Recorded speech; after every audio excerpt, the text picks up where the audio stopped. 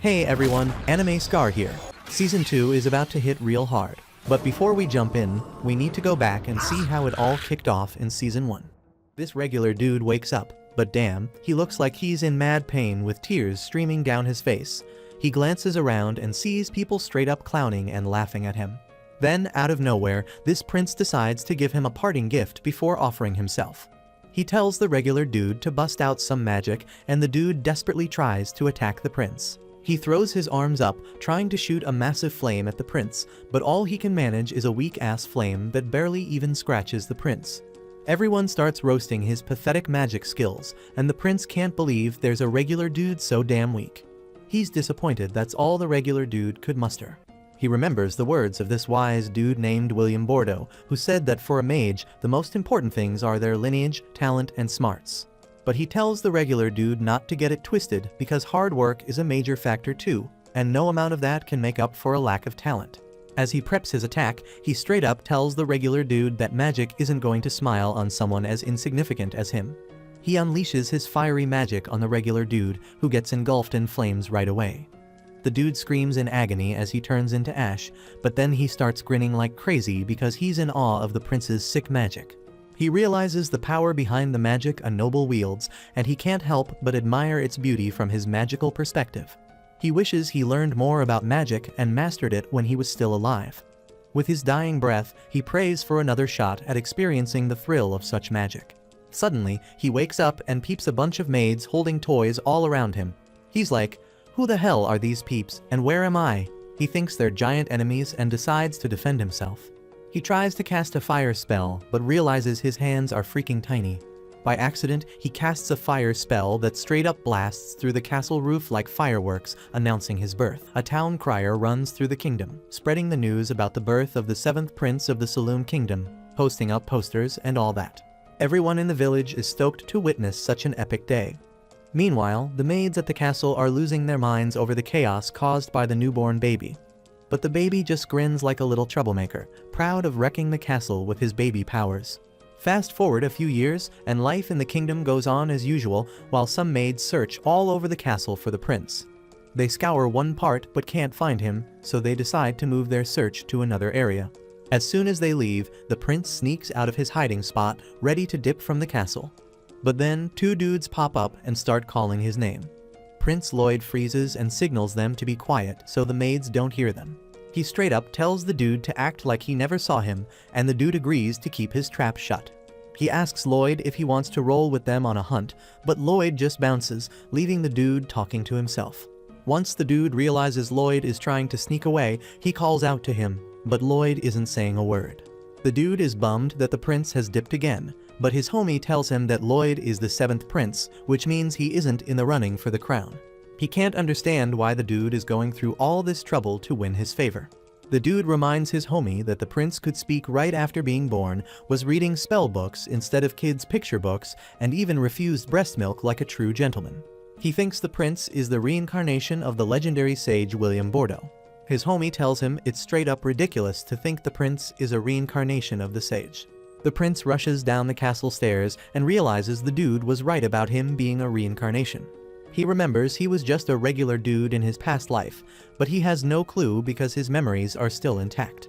While the maids search for him in the castle, he wonders why he got reborn as some privileged 7th son in a royal family. Even though he was born into royalty, he isn't planning on chasing their glory ambitions. He's sticking to his ambitions from his past life and wants to see how much epic magic he can uncover in the palace. He steps into the royal library and gets hyped to see all those magical books stacked on the shelves. He's blown away by the collection because it beats the Magic Academy back in his old life. He grabs a book off the shelf and cracks it open, but bam, someone appears right behind him. Silpha snatches the book from his hands, pissed that he tried to escape from the maids. They start clashing swords, and Lloyd manages to hold his own against her for a bit, but eventually she pushes him back.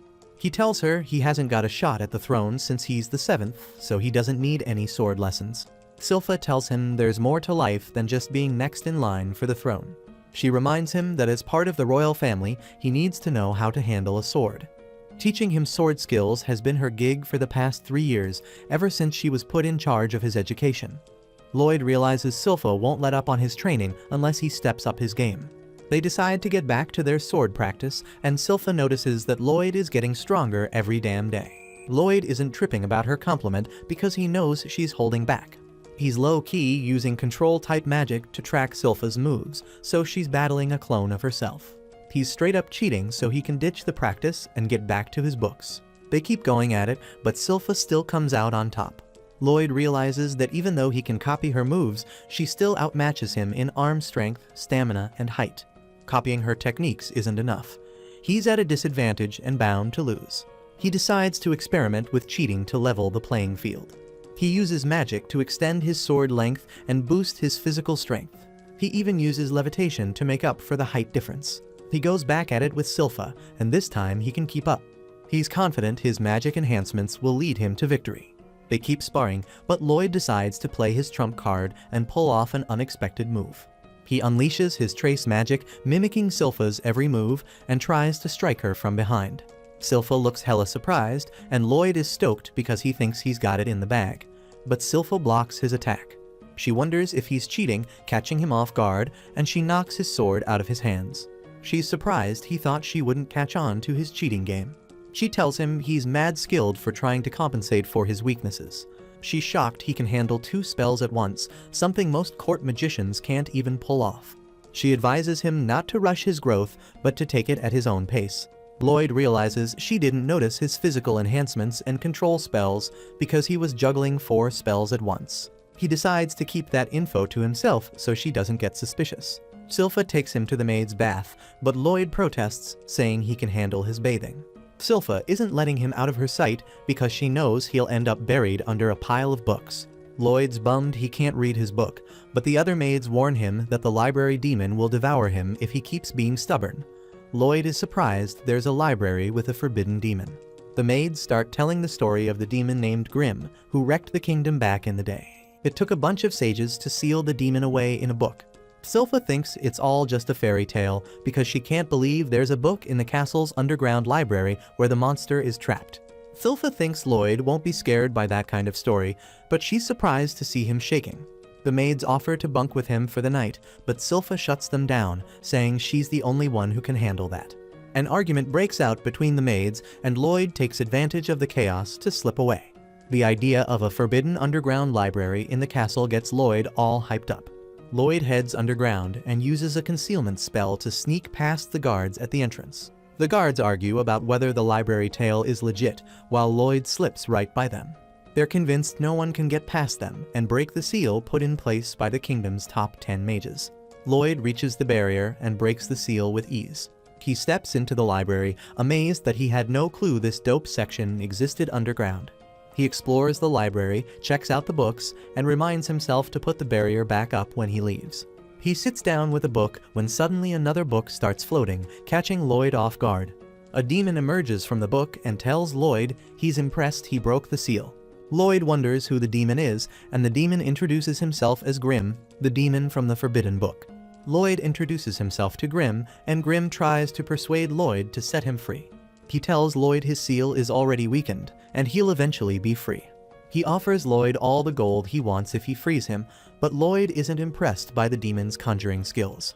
He's disappointed that Grimm just turned dust into gold, so he easily crushes the gold back into dust, surprising Grimm. Lloyd tells him he plans to restore the seal because he isn't about to let some demon mess up his plans of mastering the kingdom's magic. Grimm tries to convince him that he has no beef with the citizens because the sages who sealed him are long gone, but Lloyd isn't buying it. Grimm gets desperate and offers to teach Lloyd some ancient magic that's been lost over time. This catches Lloyd's interest, and Grimm says he'll teach him because he sees Lloyd's got a mad talent for magic. Lloyd remembers the prince's words, saying magic will never favor him because he's just a commoner. Now, he's convinced he's got a body made for magic, way more privileged than any commoner. He decides to release the demon's seal, and Grimm can't believe his luck. Lloyd can't wait to start learning from the demon, and Grimm decides to keep his word. He hits Lloyd with an ancient flame magic right away, thinking he's got him down and can make his escape. He's shaken to see Lloyd chilling without a scratch because Lloyd got his barrier game on point. Lloyd is delighted by the demon's spell and asks him to show off some more. The demon gets mad and throws more ancient magic spells at Lloyd, but none of them can break through Lloyd's barrier. The demon is straight up baffled and wonders what the hell Lloyd's barrier is made of.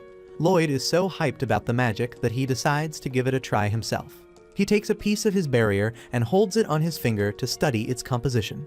He's eagerly waiting for Grimm to bring the heat when suddenly Grimm sprouts a second mouth and starts chanting. Lloyd notices the double incantation and realizes Grimm's about to unleash a devastating ancient spell. Lloyd analyzes the spell from within his barrier, but Grimm can't believe Lloyd is still kicking after taking his strongest attack. Grimm decides to make a run for it, but he's stopped by another barrier. Lloyd lets him know he put up the barrier, but Grimm's hurt because he thought Lloyd was trying to dip. Lloyd tells Grimm he just put up the barriers as a precautionary measure. Grimm is done with Lloyd's shenanigans and decides to finish him off, but Lloyd tells him he already knows his spell. Lloyd decides to test Grimm's defensive magic and casts a massive spell. Grimm can't believe Lloyd has such a huge mana tank. He tries to dodge the fire spell, but he gets roasted to a crisp. Lloyd wonders why Grimm couldn't dodge his attack, and Grimm can't believe Lloyd's ego is through the roof. Lloyd takes care of the library's damage, and Grimm is dumbfounded because Lloyd restores the room flawlessly. He starts treating Lloyd with respect because he's blown away by his skills. Lloyd knows you can't take out demons with just magic, so he decides to push Grimm's limits. But Grimm backs away with fear. He ends up surrendering and offers to be Lloyd's servant. He asks to be Lloyd's familiar, and Lloyd agrees instantly, but Grimm feels like Lloyd sees him as some lab experiment. Lloyd tells him he stands out too much and asks him to transform into something smaller. Grimm transforms into a cute little demon to butter Lloyd up and catch him off guard. Lloyd asks him to hop into his coat, and Grimm can't believe Lloyd is dumb enough to let him get close. Grimm plans to attach himself to Lloyd and take over his body, but when he touches Lloyd, he's shocked by how dense Lloyd's mana is. He realizes he can't control him and decides to be obedient because he knows he isn't standing a chance. Lloyd uses the opportunity to read all the books in the Forbidden Library. We got this dude, he's all noble and stuff, getting ready for his day and strutting through his big old mansion. In the library, Grimm warns Lloyd that someone is approaching. Lloyd tells him to hide, and we learn that this noble is Prince Albert. This guy's got mad skills. He shows off his magic and blows everyone's minds by nailing the target dead on. People think he's going to be the next king with all that talent. Albert's got access to fancy places like this one, and sometimes he invites Lloyd to tag along. Lloyd can't use his magic much in the castle, so he's stoked when he gets an invite to the range. Now it's Lloyd's turn to show off. But he isn't interested in no throne, he isn't got to impress anybody. Plus, if he unleashed his true power, he'd get caught up in all the power struggles between the princes. Lloyd isn't feeling that. All he wants to do is research magic and live in peace. Grimm wonders what he will do about the demonstration, so Lloyd explains that he will simply make his fireball curve so that they only graze the targets. Lloyd makes it sound easy, but Grimm knows that's some next level skill right there. Lloyd starts blasting away, barely grazing each target. The crowd's all disappointed, but Grimm's like they should have known how ridiculously hard it is to control magic like that. Lloyd doesn't even pay them any mind, though he's too busy thinking about how he can improve his technique. Albert seems like he knows something, but he keeps his mouth shut and tells Lloyd to hang out while he takes a break. Lloyd is on cloud 9, he's got so many things he wants to try out. First up, he wants to give that dual incantation a shot, just like Grimm did. But Grimm's all freaking out, saying it's impossible. Only demons with extra mouths can do that stuff. Lloyd thinks he's got a solution, though it works, but Grimm's all shocked, saying no sane person would ever try to merge with a demon. Lloyd did just that. He tells Grimm to go ahead and cast an infernal fireball. Grimm declares that this will be a piece of cake for a demon of his caliber, but he freaks out when things don't go the way he planned. Grimm is terrified and wonders what Lloyd did. Lloyd explains that it was just a spell stack. I compress incantations by reciting a bunch of them at once. Lloyd's able to cast spells way faster that way, and get this, he takes it to the extreme, casually dropping that he recited like 100 spells in each line of the incantation. Grimm's straight up stunned, can't believe how chill Lloyd's acting. He points out that even as a powerful demon, he can only stack 2 or 3 lines at a time. Lloyd moves on to the next test and realizes he can talk out of both mouths now. Grimm's panicking, thinking Lloyd's going to pull off 2 advanced spells at once, but Lloyd shuts him up. Suddenly, this immense power surges through Lloyd as he unleashes the Infernal Fireball and Waterbolt spell. Grimm's panic levels hit an all-time high because he realizes Lloyd's mixing 2 crazy advanced spells. The mana's off the charts, and Lloyd's pumped to see what this dual incantation can do. He figures he can't release all that power on the ground, so he just shoots it up into the sky. Even then, the display of power is so intense, you can see it from miles away in the castle. Some of the servants aren't too happy that Albert's hanging with Lloyd because they think he's just a kid who sucks at magic. But Albert shuts them down. He reveals that Lloyd intentionally grazed all the targets perfectly. It was all part of the plan. Albert calls Lloyd a freaking genius. Albert predicts Lloyd could become the Grand Sage, the ultimate wizard, and he hopes they can be allies. The servants are sure that he will be able to convince him, but Albert points out that he just wants to get along with his little brother. Albert predicts that Lloyd probably already knocked down all the targets, but the servants once again doubt Lloyd's ability. They think there's no way this kid could take them down so damn fast. And then one of the servants is like, "Why is it so dark outside?" We find out why when Grimm's shaking in fear after seeing Lloyd blow a freaking hole through the atmosphere. Lloyd starts panicking because he doesn't want anybody to find out, but luckily things go back to normal. That was some insane stuff. Grimm's straight up terrified and starts wondering who the hell Lloyd is. The next morning, Grimm gets fed up with doing all these ma duties for Lloyd. But then he calms down and reminds himself that he has to keep Lloyd's body clean and healthy because he's going to take it over later. Yeah, it's some weird possession stuff. The tear in the sky makes it to the newspaper, but nobody knows what the hell caused it. Lloyd's probably got some serious ADHD because he's already moving on. Now he's all hyped about this new story about high-ranking adventurers. They cleared out some crazy hard dungeon and came back with mad treasures and magic items. Lloyd thinks that sounds hella fun, so he decides to go to a dungeon himself. Grimm's like, "Lloyd, if they find out you're gone, it's going to cause a freaking panic." But Lloyd's got a solution up his sleeve. Grimm's all confused when Lloyd pulls out an acorn. But then his confusion turns into amazement when Lloyd uses that acorn to make a wooden copy of himself. And get this, it's not just a basic replica. Lloyd made it all complex and gave it nerves and stuff. So, it not only looks like him, but can also do simple movements on its own. This still isn't enough, as Lloyd points out that he would have done this sooner if it was sure to work. Turns out the real problem is Selpha. Whoever that is, we see how she's obsessed with Lloyd, noticing every little change in him. This silly wooden dummy he made won't fool her, but Lloyd's got another solution. He heads outside, and we see he left Grimm in charge of the replica while still being able to talk to him through his hand. The maids think the replica's adorable, but Grimm's thinking about how insane Lloyd is. Lloyd transferred Grimm's soul into the replica and somehow incorporated his soulless body into his hand. Lloyd leaves the rest to Grimm, and Grimm's all impressed by how real the replica feels. Soon enough, Grimm realizes that Lloyd isn't there to stop him, and he starts getting some wicked ideas in his head. Just then, Lloyd tells him how much he enjoys having Grimm as his familiar, and that brings tears to Grimm's eyes. Lloyd wonders if something is wrong, but Grimm just tells him to hurry up and finish with the dungeon. Lloyd realizes that he doesn't know where to find a dungeon, and Grimm notices that it looks like someone is being attacked nearby. It isn't the case. The seemingly helpless chick turns the tables on her pursuers and straight up wrecks them. She shows off her badass fighting skills, and Grimm points out that she must be a martial artist Lloyd has read about. She's using some breathing technique that lets her tap into this energy called ki and gives her insane strength. Somehow, she can sense their presence, but Lloyd's cool with it because he wants to learn more about her technique. He begins to panic, though, when Grimm points out that she might recognize him as the 7th prince. Lloyd goes all quiet, and the girls think he's an enemy, so they start heading their way. Lucky for Lloyd, he manages to change his appearance just in time and introduces himself as Loberto.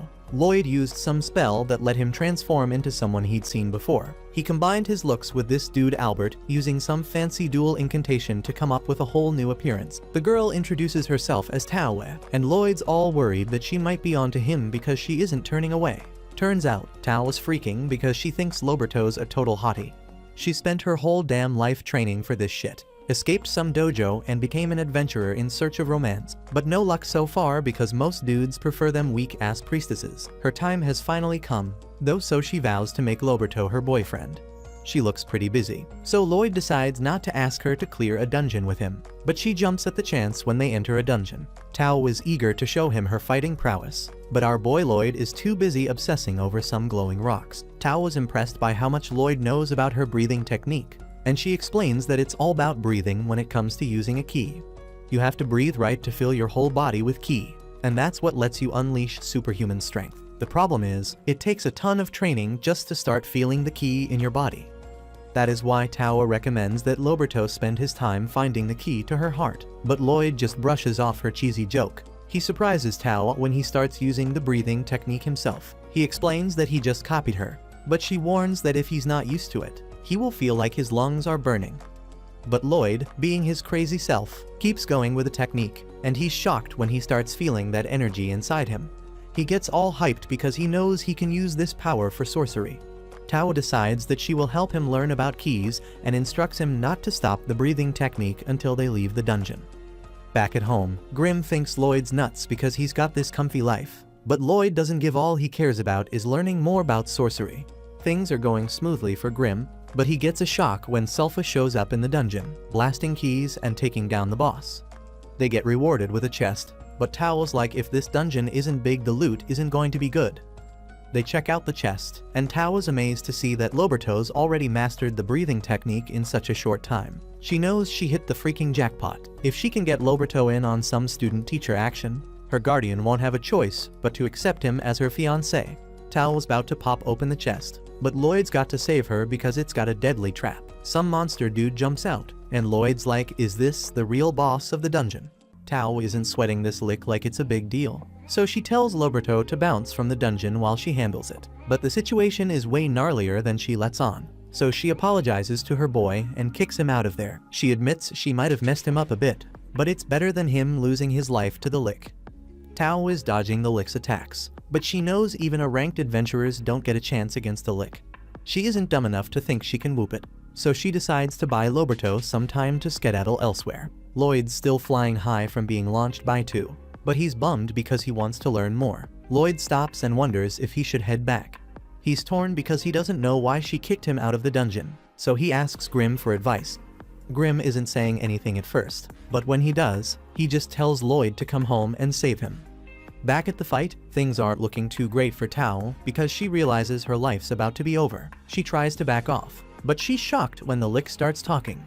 He explains how he chows down on adventurers' souls to gain their smarts and skills. He figures it isn't worth devouring Tao because her key technique is just weak-ass magic.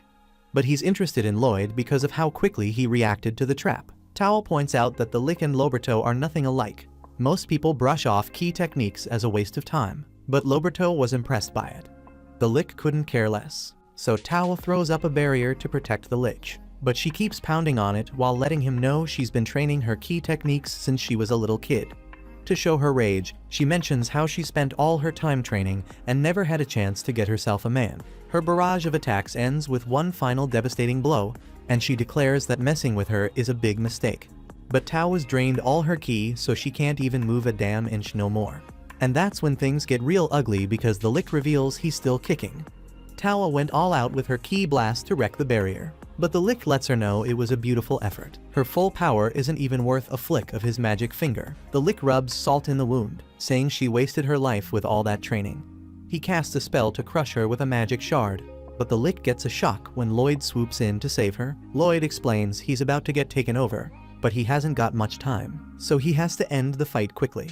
Tao isn't got a damn clue what's going on when Loberto shows up all serious and shit. Lloyd flies in behind the lick and is straight up shocked to see him bust out the breathing technique. Even the lick is like, what the hell? Because Lloyd pulls off an air class spell called Full Sprint without even chanting the incantation. The lick tries to attack him, but he's dumbfounded by how strong Lloyd's barrier is.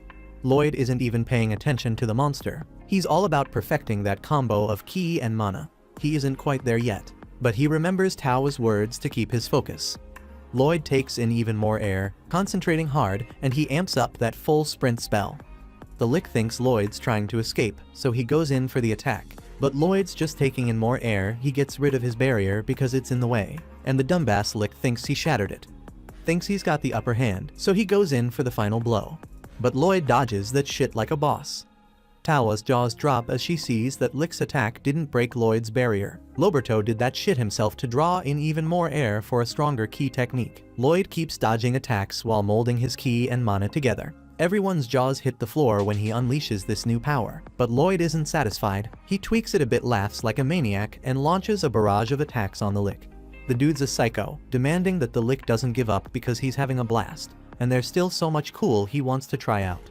The Lick's mind is blown. He thought Lloyd was just some mage, but this kid isn't using any incantations, and his basic ass key techniques are matching the Lick's sorcery. The Lick takes some hits and realizes Lloyd's techniques are overpowering him. Lloyd sharpens his attack even more, and the Lick tries to defend with a barrier, but it's useless. Lloyd's attack slices right through it and slices the Lick's ass too. So, Tao watches in utter amazement as Lloyd proclaims that he figured it out. After all that, Tao was bummed because they just got some old dagger for all their hard work. But Lloyd can tell that shit's soaked in mana. She still isn't impressed, so she hands it over to Lloyd. Just then the ground starts crumbling beneath them, and Tao explains that dungeons fall apart once the boss is defeated and the treasure is taken. Lloyd's mind is blown again, thinking it's like some survival tactic for lizards losing their tail to survive. Lloyd figures out that dungeons chill underground until someone drops a magic item. Then the dungeon absorbs that shit and starts growing around it, collecting gear from all the losers who couldn't clear it, and when the dungeon senses it's about to get cleared, it offers up one of the items it gathered to survive. That shit's wild, but they aren't got much time left. Lloyd pulls the chest out of the ground like a boss, and they bounce right before the whole dungeon collapses. Lloyd stares at the closed-up dungeon, amazed as it gathers its strength underground, ready to become a dungeon again. Tao gives props to Loberto for being an amazing mage, but she wonders why he busted out a key technique at the end of the battle. She thinks it was because the Lick was talking to her. But Lloyd spills the truth and says he did it just for fun. Right then, Lloyd's got to dip because he remembers he's got to haul ass home. Tao is thinking about how advanced that key technique Lloyd used is, so advanced that she can't even touch it. So she declares that she will work out intensively to become a fascinating girl for the next time they meet. Lloyd says that he will train hard too as he leaves and hopes to become the kind of girl who can catch his attention. Then, she realizes she doesn't even know how to get in touch with him, but it's too late. Lloyd rolls up at home and flips out when he sees Grim all messed up. Selpha took the fake Lloyd for training, but she was shocked at how weak his ass got. So she promised to make him strong again. Now Grim's sobbing because he couldn't hang in there during the training. He's bummed that Lloyd was gone for so long just for some crappy sword. But Lloyd schools him and says it's a damn treasure. He soaks it in hot water and scrapes it to reveal that it's been treated with mana essence. Mana essence is hard to come by, and enchantment spells are difficult to do. They use mana essence to write magic formulas on weapons to make them stronger. But if that shit fails, both the essence and the weapon go to waste. Because mana essence is rare as hell, Lloyd decides to analyze the shit he scraped off the knife so they can make their own. He uses a purification spell to see what's in it, and it turns out to be oil silver, and something called hematite. That hematite is made from grinding a monster's core, so it's pretty rare. But they can get some from the dungeon chest. All they need now is oil and silver. Lloyd's pops gives him some silver coins, wondering what his son's going to buy with them.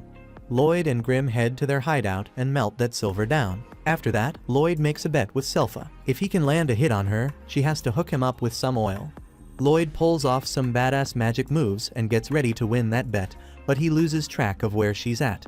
Selpha straight up shows her skills and takes the win in the fight. And get this, she's all cool about it and even hooks the dude up with the oil because she's just glad he isn't as weak as before. But Grim's spying on them, and he's pissed because she basically called him weak. He can't believe she managed to beat him, even without magic. So now he's wondering what kind of mage she really is. Then Selpha starts gushing about how impressive this 10-year-old Lloyd is. Kid's a total bad with both the sword and magic. So she predicts that he could become a knight commander when he grows up. Lloyd just thanks her for the oil, and she's curious what he's planning to cook with it. Lloyd and Grim head back to their hideout to add the oil to their mix, making some bad mana essence. Next, Lloyd asks Albert for some weapons to test his enhancement magic. Albert finds it hella cute how much Lloyd loves magic. So he asks his crew which one of them wants their weapon boosted by his adorable little. They all jump at the chance, but let's be real. It's because Albert practically ordered them to deep down. They aren't too thrilled because enchantment is mad tricky and rarely goes smoothly. Plus Lloyd's just a 10-year-old, so they're thinking he'll probably end up breaking all their weapons. Grim hears them doubting Lloyd, and he's all fired up. He steps in and declares they're going to enchant the crap out of those weapons and make them unstoppable. Lloyd goes all mad scientist mode and shocks Grim by slapping on 3 layers of this enchantment called Boost Power. This kid's a straight-up maniac, filling every nook and cranny with spell formulas. The sword snaps like a twig because the steel couldn't handle all those spells. Lloyd realizes that enchanting is a tough job, but Grim's there hyping him up, telling him to keep at it. After a bunch of failures, Lloyd finally starts getting the hang of it. He heads back to Albert with 50 out of the 120 swords he got. He apologizes for breaking 70 of them. But deep down, he's stoked because he enchanted 80 of them. The only problem was he got greedy and added too many spells to a few swords, and well, they ended up toast. Albert's in straight up disbelief because even top-notch enchanters only have like a 10% success rate. It's so insane that the others don't even think Lloyd enchanted the weapons at all. They figure he just gave up after ruining 70 swords and returned the rest untouched. So the crew decides to lie and say the swords feel sharper. But one dude gets a shock when his sword slices his sheath in half. They don't know what to make of it, but the angry little Grimm feels vindicated. Albert's amazed by one of the sickest swords, and Lloyd explains he wanted to see them in action. Perfect timing because Albert drops the bombshell they're going on a monster hunt. Right after that, we see Lloyd rolling with Albert. Lloyd's got Grimm by his side, no doubt. They reach the woods where they are going to hunt down the monster. But the monster isn't in the woods, it's chilling by the lake nearby. Lloyd's pumped as hell because he doesn't get to leave the castle often, and he's stoked to see his magic swords in action. Albert points out how Selpha always sticks with Lloyd, and she thanks him for letting her come along. Albert jokes that Selpha might have strong feelings for Lloyd, but she shuts him up quickly. Just then, they get surrounded by a bunch of kobold, but those soldiers see it as a warm-up for the real deal. Lloyd pretends to be scared, but Grimm knows he sensed the danger way before. Lloyd's has this technique called spectral detection, where he can feel his surroundings all the time by breathing a certain way. Grimm watches his master and knows he can't surprise Lloyd because he's always on the lookout. Grimm says Lloyd gets scarier every day. The fight starts, and everyone's tripping balls over how damn sharp those swords are. They aren't just slicing through monsters, they're cutting through steel like it's butter. Soldiers are freaking out like kids with a knife for the first time. So, Lloyd knows his enchantments worked like a charm.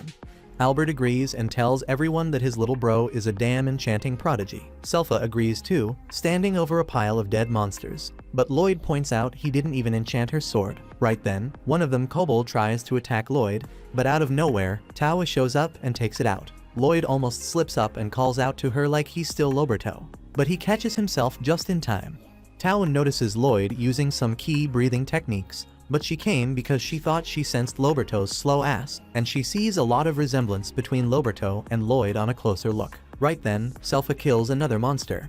She gives props to Tao, but warns her not to get too close to Prince Lloyd. Tawa says she sensed another monster coming and that the key techniques. The tension starts rising between these two, so Albert steps in and calms them down, inviting Tao to join them that night. Tao is shocked to find out Albert's a prince. Albert looks somewhat like Loberto, but not as much as Lloyd, who she's looking for right now. Lloyd hides nearby and realizes that Tao's got mad skill with Ki, and that's how she found him.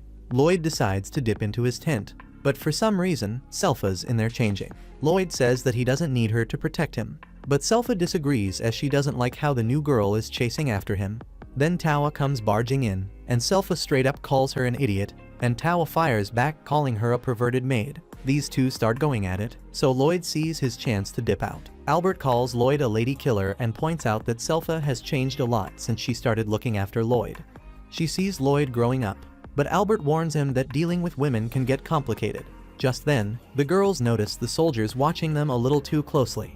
They knock them all out, and Lloyd gets the message loud and clear from Albert. Tao explains she got hired to clean up some old shrine, so Selpha tells her to hurry up. They almost start arguing again, but Albert interrupts and says Tawa's ability to sense danger is hella helpful. He would like for her to act as a lookout for them overnight. But she points out that they won't need one as the monster's here now. The monster turns out to be a bear wolf, so Selpha tells Lloyd to stay behind her. The monster starts attacking, and Lloyd points out how bear wolves are incredibly fast for how large they are. Lloyd tries talking to Grimm, but the little dude's all distracted because he recognizes the shrine or something. Tao manages to save some soldiers, but this monster is tough as nails. Albert had enough, so he busts out his sword. He says sorry to the wolf, but explains that the villagers suffer because of it. Albert swings his sword while chanting some words, and he unleashes a crazy powerful attack that obliterates the monster. Everyone's mind blown that he took it out in one shot. But Albert points out that his attack is not normally that powerful. It's all thanks to the enchantment Lloyd put on his spellbound sword. Lloyd thinks about how he added a little extra sauce to Albert's sword. But Grimm isn't even paying attention. He's mad worried and spills the beans that there's a freaking demon sealed in the shrine nearby. Just then, everyone shook as the bear wolf somehow keeps moving.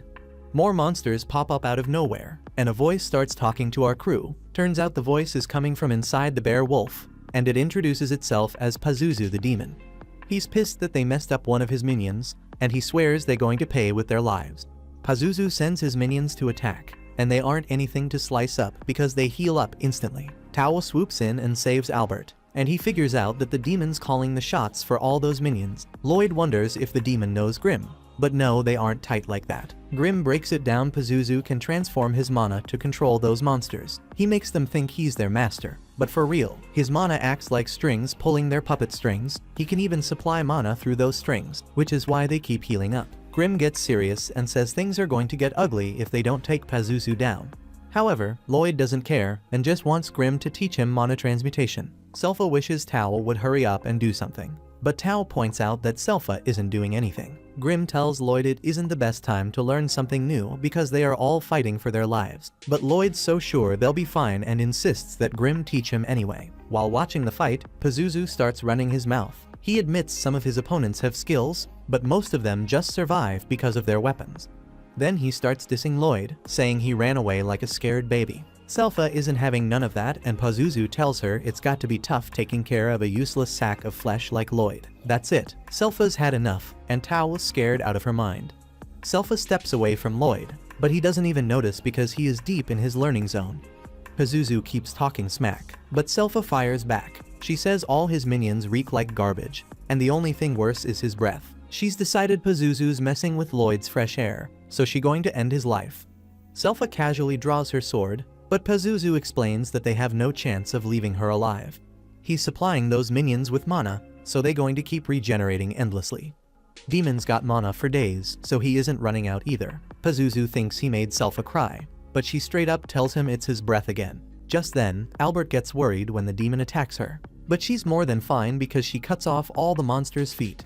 She suggests Pazuzu leave behind the furball he's controlling and warns he's going to lose even quicker if he doesn't. And everyone notices the minions stop moving and regenerate slower. It's because the demon's focusing on regenerating its bear wolf. They might have a shot at winning when the demon does that. So Albert tells Selpha to keep inflicting damage on him. She gets ready to do it, but Pazuzu thinks they're playing themselves. Meanwhile, Grim wraps up his lesson for Lloyd. He explains how Pazuzu must be a real pro at mana transmutation because it isn't easy, even for a badass demon. Grim tries to show Lloyd how to control mana, starting with adding some color to it. Then you have to shape it and add sense. Grim struggles with it, but he's hella shocked when Lloyd reveals he shaped his mana into a flower and even added a scent. Grim can't believe how perfectly he did it already, so they both take a moment to enjoy the smell. While all that's going on, Pazuzu's in deep trouble because Selpha's straight up whooping his sorry ass. He can't figure out how she isn't leaving any openings, and he's wondering how a babysitter like her can be skilled. Selpha borrows a soldier's sword and admires it because Lloyd enchanted it. Her obsession with Lloyd got Pazuzu interested in him, so now he wants to dissect him. The demon's moving hella fast, but he keeps insulting Lloyd, and that just makes Selpha even angrier. The demon tries to swallow her up and mocks her for falling for his tricks like a dumbass human. But damn, he's stunned when Selpha's still kicking, and she slices that bear wolf's body clean in half. She calls it her family's dual blade art and follows it up with another move called Diving Sparrow. That slices the monster's head right off. Pazuzu tries to say she's just a maid, but nah, that isn't true. Selpha unleashes another move that obliterates the wolf and exposes the demon. Everyone's mind is blown by her power, and Lloyd realizes this is Selpha when she gets dead serious.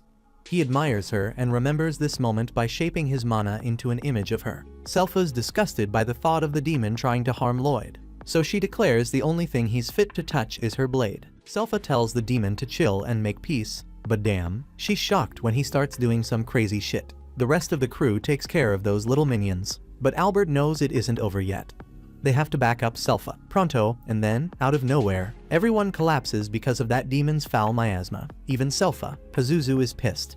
He spent a century building them puppets, and now he blames Selpha for screwing up his plan. He launches an attack, sending her flying into the river. Albert wants to help, but damn, he's running on empty. Pazuzu reveals his miasma of domination, saying anyone who breathes it falls right into his trap. Selpha points out that's why it smells like shit, and Pazuzu gets all butthurt because she keeps dissing him. He tries to attack Selpha again, but Tawa steps in and blocks that shit. Selpha tries to play it cool, telling Tawa to run, but she's hurt badly and collapses. Pazuzu is impressed as hell. Selpha took a heavy dose of his miasma and still defied him like a boss. Even the monsters he controlled fell under his power in less than 30 seconds.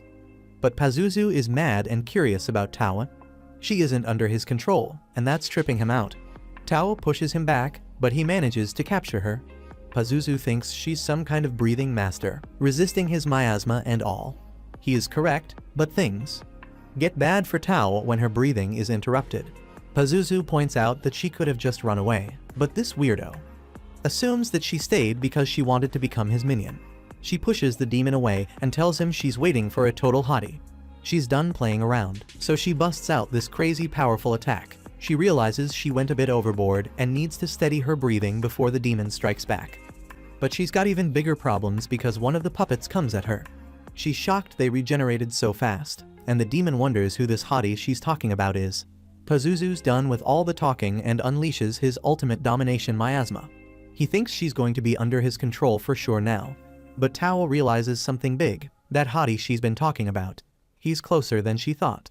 She can still sense him through all of Pazuzu's miasma, and it gives her hope. Pazuzu is still clueless about who she means, so Tawa spills the beans. The hottest dude is coming to wreck him. Sadly, her time's up, and that puppet monster straight up devours her. Now Pazuzu's focus is all on Selpha. He thinks she'd make a sick addition to his crew of minions. He knows it won't be easy to get her under his control, but her strength makes it worth the effort. Pazuzu plans to drown her in miasma, and Lloyd figures that's how he controls the bear wolves. Pazuzu patted himself on the back, bragging about how he killed their folks and replaced them in the pups' minds with his miasma. He's feeling unstoppable, claiming nobody can defy his dominance. But then Lloyd calmly calls him out, saying Pazuzu's a piece of shit. And Pazuzu's mind is blown when he sees Lloyd moving around in his miasma. He demands answers, but Lloyd doesn't even know who he is. Pazuzu's even more shocked by that, but then he realizes Grimm is a demon too. He can't wrap his head around why a demon would protect a human, and Pazuzu straight up disses Grimm, calling him cute. He's ashamed of being a demon, or so he says, but Grimm's had enough. He's tempted to see Pazuzu torn to shreds. So Pazuzu sends his scary-ass demons to attack. But Lord is pumped because he wants to test out his new power to transmute shit.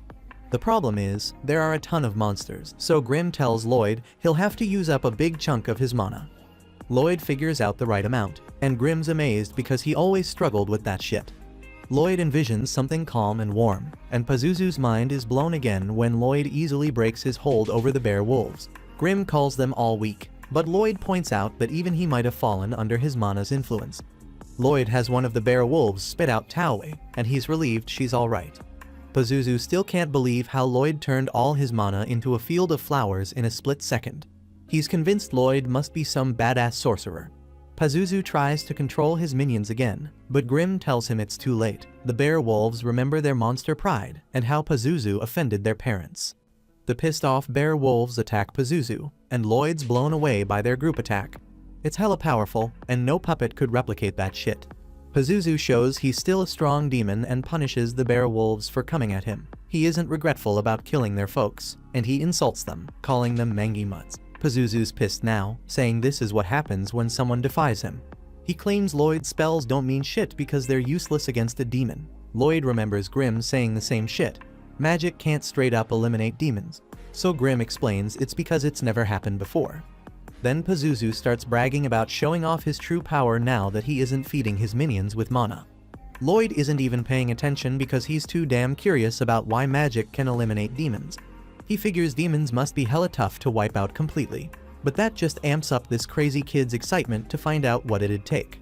Pazuzu is straight up horrified when he sees the dark power coming from Lloyd's body. Grimm points out that's why Pazuzu's mana never affected Lloyd. One day, Lloyd decided to hide his power to avoid drawing unwanted attention, but keeping it locked up all the time was a damn chore. Grimm tells Pazuzu his mana was never going to be enough to even touch Lloyd. Pazuzu and Grimm might both be demons, but their mana isn't shit compared to Lloyd's power. Lloyd's still a psycho, happy as hell that he's got a demon to test out all the spells he's been dying to try. Supposedly, demons can't be wiped out by magic, so Lloyd can go all out without holding back.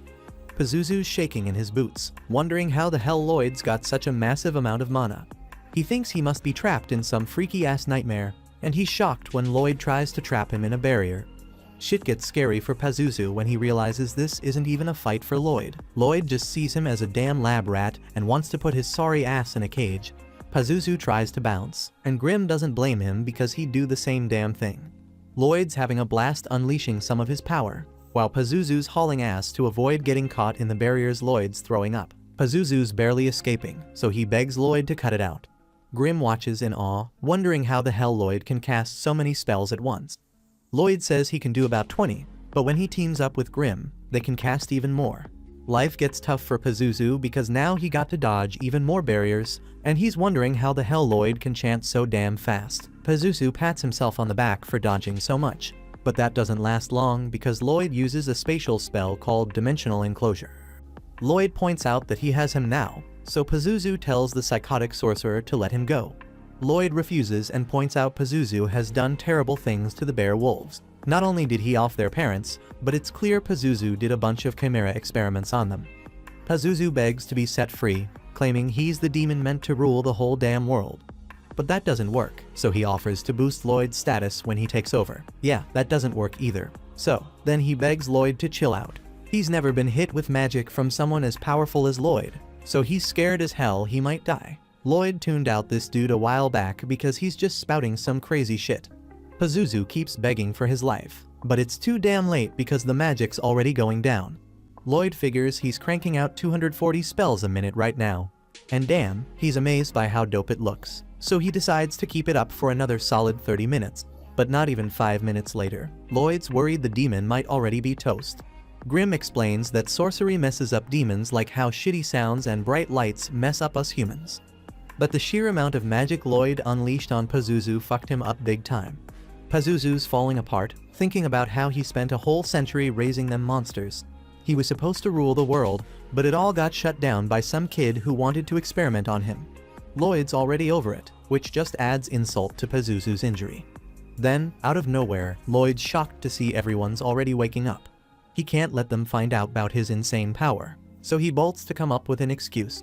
Grimm tells Pazuzu that he's figured out people don't want to follow leaders who bitch about how hard shit is. They want to kick it with someone who's having a good time. Lloyd's always doing what he wants when he wants, so that's probably why folks flock to him. Grimm remembers to keep up his tough guy act and explains he isn't like the ones flocking to Lloyd. He's just building up his strength so he can get revenge on Lloyd someday. In this case, Pazuzu decides to trust his world domination dreams to Grimm. Grimm's down and happy to see Pazuzu's manas helping him recover a bit. Lloyd comes up with an excuse, telling everyone some dude named Loberto showed up, defeated the demon, and saved them all. Tao overhears and wonders where Loberto is. The whole town celebrates the return of the badass Prince Albert. They think Lloyd's a cute kid, but he isn't shit compared to the great Albert, and that pisses off Selpha. The king is impressed with Albert and wonders where the two adventurers who helped them are. Albert explains Loberto was never actually seen, but we get a glimpse of what happened to Tao. She got suspicious when she realized she was wearing Lloyd's poncho, so Lloyd just tricked her into leaving by saying Loberto was nearby.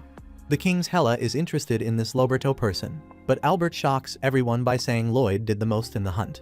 They only survived because of Lloyd's enchanted weapons, so Albert thinks Lloyd should be part of the royal succession. Everyone in the room is straight up dumbfounded because Albert thinks Lloyd would be perfect for the damn throne. The king points out that this would just create another rival for Albert, but Albert thinks that the throne should be given to whoever is most worthy, even if it's not him.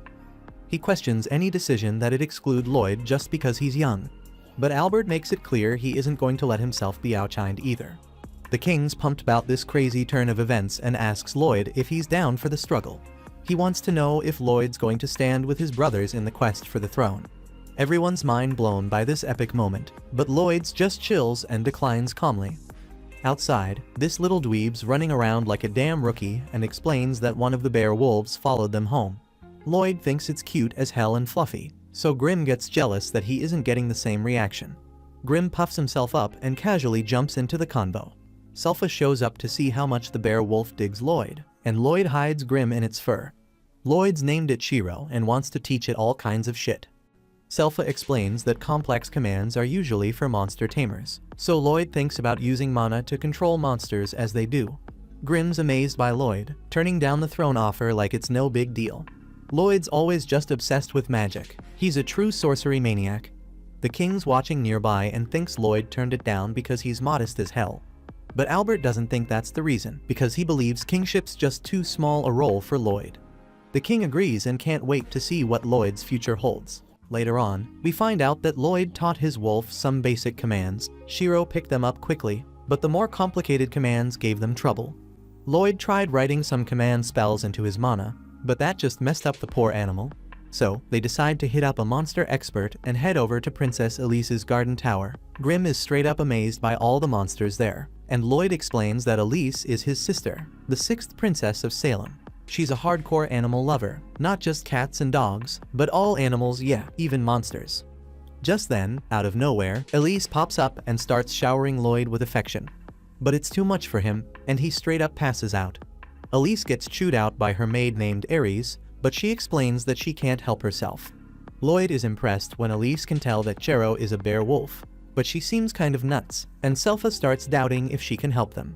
Lloyd wants to give her a shot, though, so he asks to see one of her monsters, and he's shocked when she reveals she already called one an upper-class Fenrir named Laru. Grimm's mind is blown because that's a seriously high-level bear wolf. Lloyd can't wrap his head around how this monster slipped past his detection. But what's even crazier is that he has no idea when Elise gave the command. The Fenrir knew to creep up behind them and even snatched Selpha's headband. Elise gave it some complicated orders, and she did it without showing a damn thing. This gets Lloyd pumped, so he begs Elise to teach him how to talk to Shiro. Elise says it isn't going to be easy, but Lloyd likes it better when things aren't simple. She agrees to teach him, but she drops a bombshell when she says that the key to talking to animals is love. She claims that love helps him understand any monster, and to prove her point, all the animals in her tower come and give her hugs. Ares thinks it's a waste of time learning from Elise because she's just a natural, but Elise says anyone can learn. She gives another demonstration, but this time the animals go a bit wild with everyone. Selpha's shocked to see that Lloyd seems interested in love, and she daydreams about him asking her to teach him more. But in reality, Lloyd realizes that he's been trying to give orders to Shiro, while his sister isn't giving any commands to her animals. Instead, she's just sharing her will when she talks to them.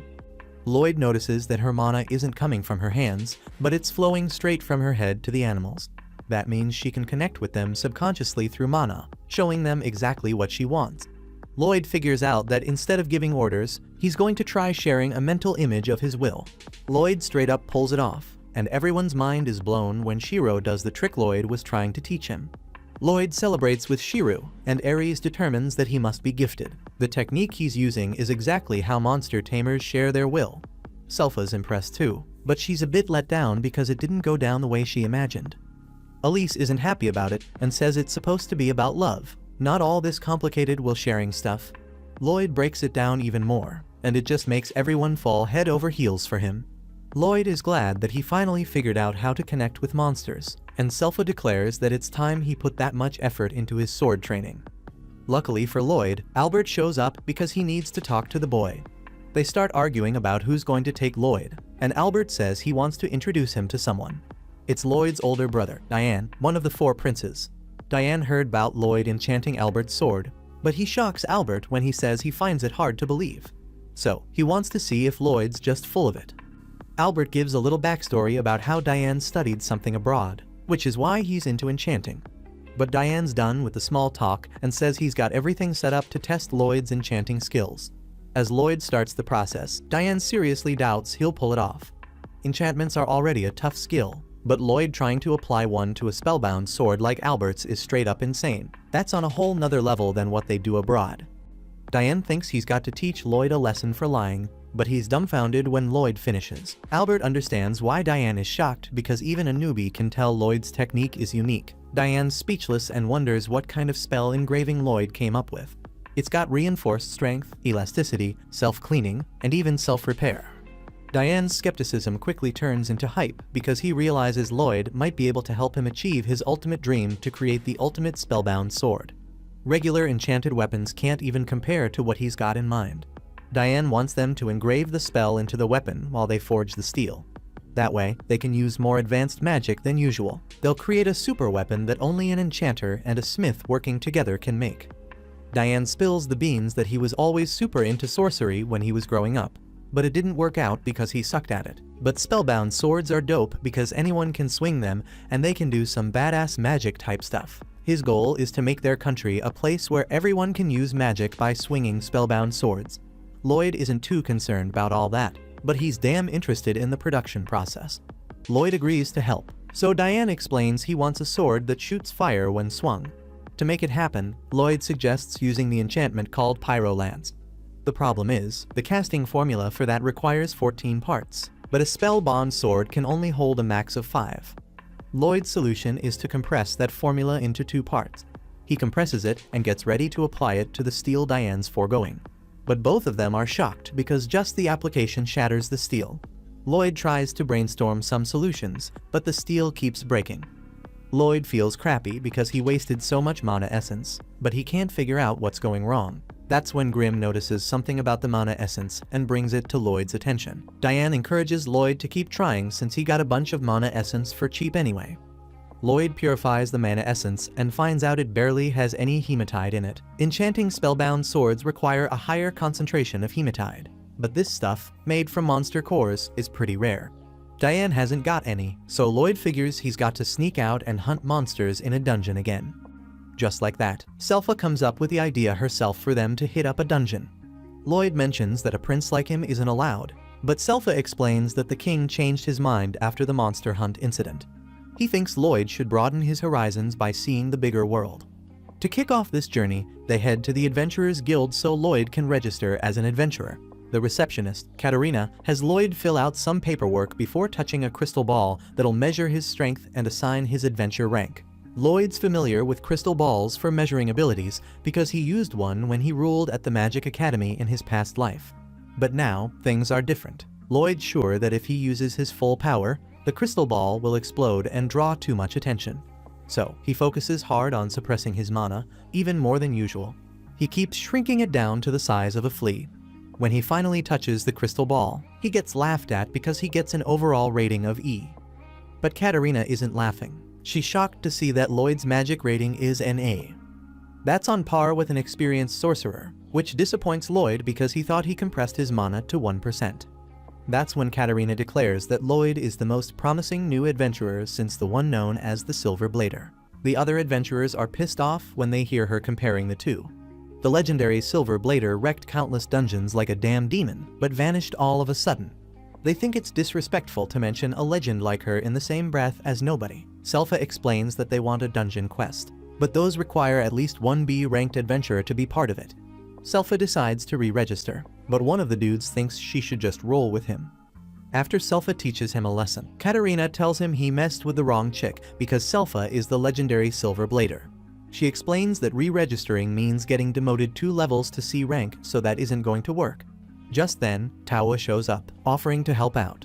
Selpha doesn't even acknowledge her and says they're heading home. But Tawa insists on helping and says she went from dungeon to dungeon looking for Loberto. Hitting up all those dungeons made her strong enough to rank up. Now Tawa offers her help in exchange for getting a date with Albert. Katarina suggests a dungeon quest while Selpha returns Lloyd's cloak.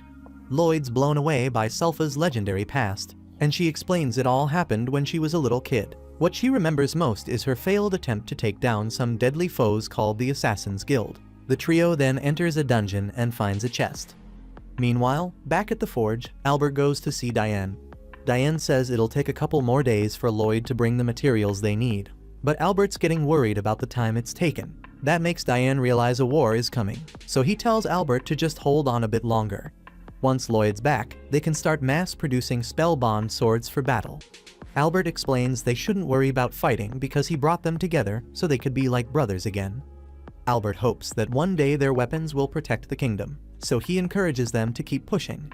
Just then, Diane says they should come quickly because Lloyd's back with a monster core. As they make the sword, Diane realizes that Lloyd is one hell of a kid.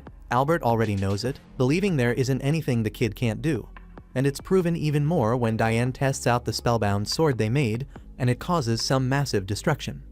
Lloyd realizes he might have gone a bit too far with the sword, so he'll have to tone it down next time. The sword made by the brothers is named Dilord. That night, Lloyd finally gets some much-needed rest. He realizes Albert's been busy, so he wonders if something big is coming.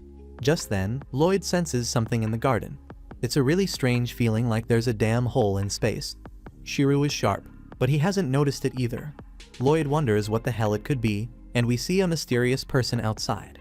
Out of nowhere, this chick outside flips her lid when Lloyd straight up appears in front of her. Lloyd's all creepy calm, and she tries to bounce, only to find herself stuck. Lloyd explains that he only wants to have a chat, even though she is a trespasser. The girl pulls some weird power move and apologizes because she never wanted to use it against a kid. Lloyd's shocked when his magic can't purify her poison. Her attack wrecks him, so the girl says sorry again and spills that nothing can cleanse her poison. Lloyd thinks that regular purification should handle any poison, so she must be using some unknown toxin. The craziest part is she's changing the nature of her poison with this rare mana stuff. Turns out, she's got a special kind of mana because she's one of those blighted folks with super scary powers. The girl confirms she's Ren, the poison moth blighted. Then Lloyd freaks when Ren breaks his barrier, and he realizes she weakened it with her poison. Ren assures him that he will be okay since he didn't take in that much of her poison, but he will be in pain for the next couple of days. Ren dips out, saying bye, and Lloyd's amazed at how well she hid herself. Grim arrives to point out that this is no time to be impressed,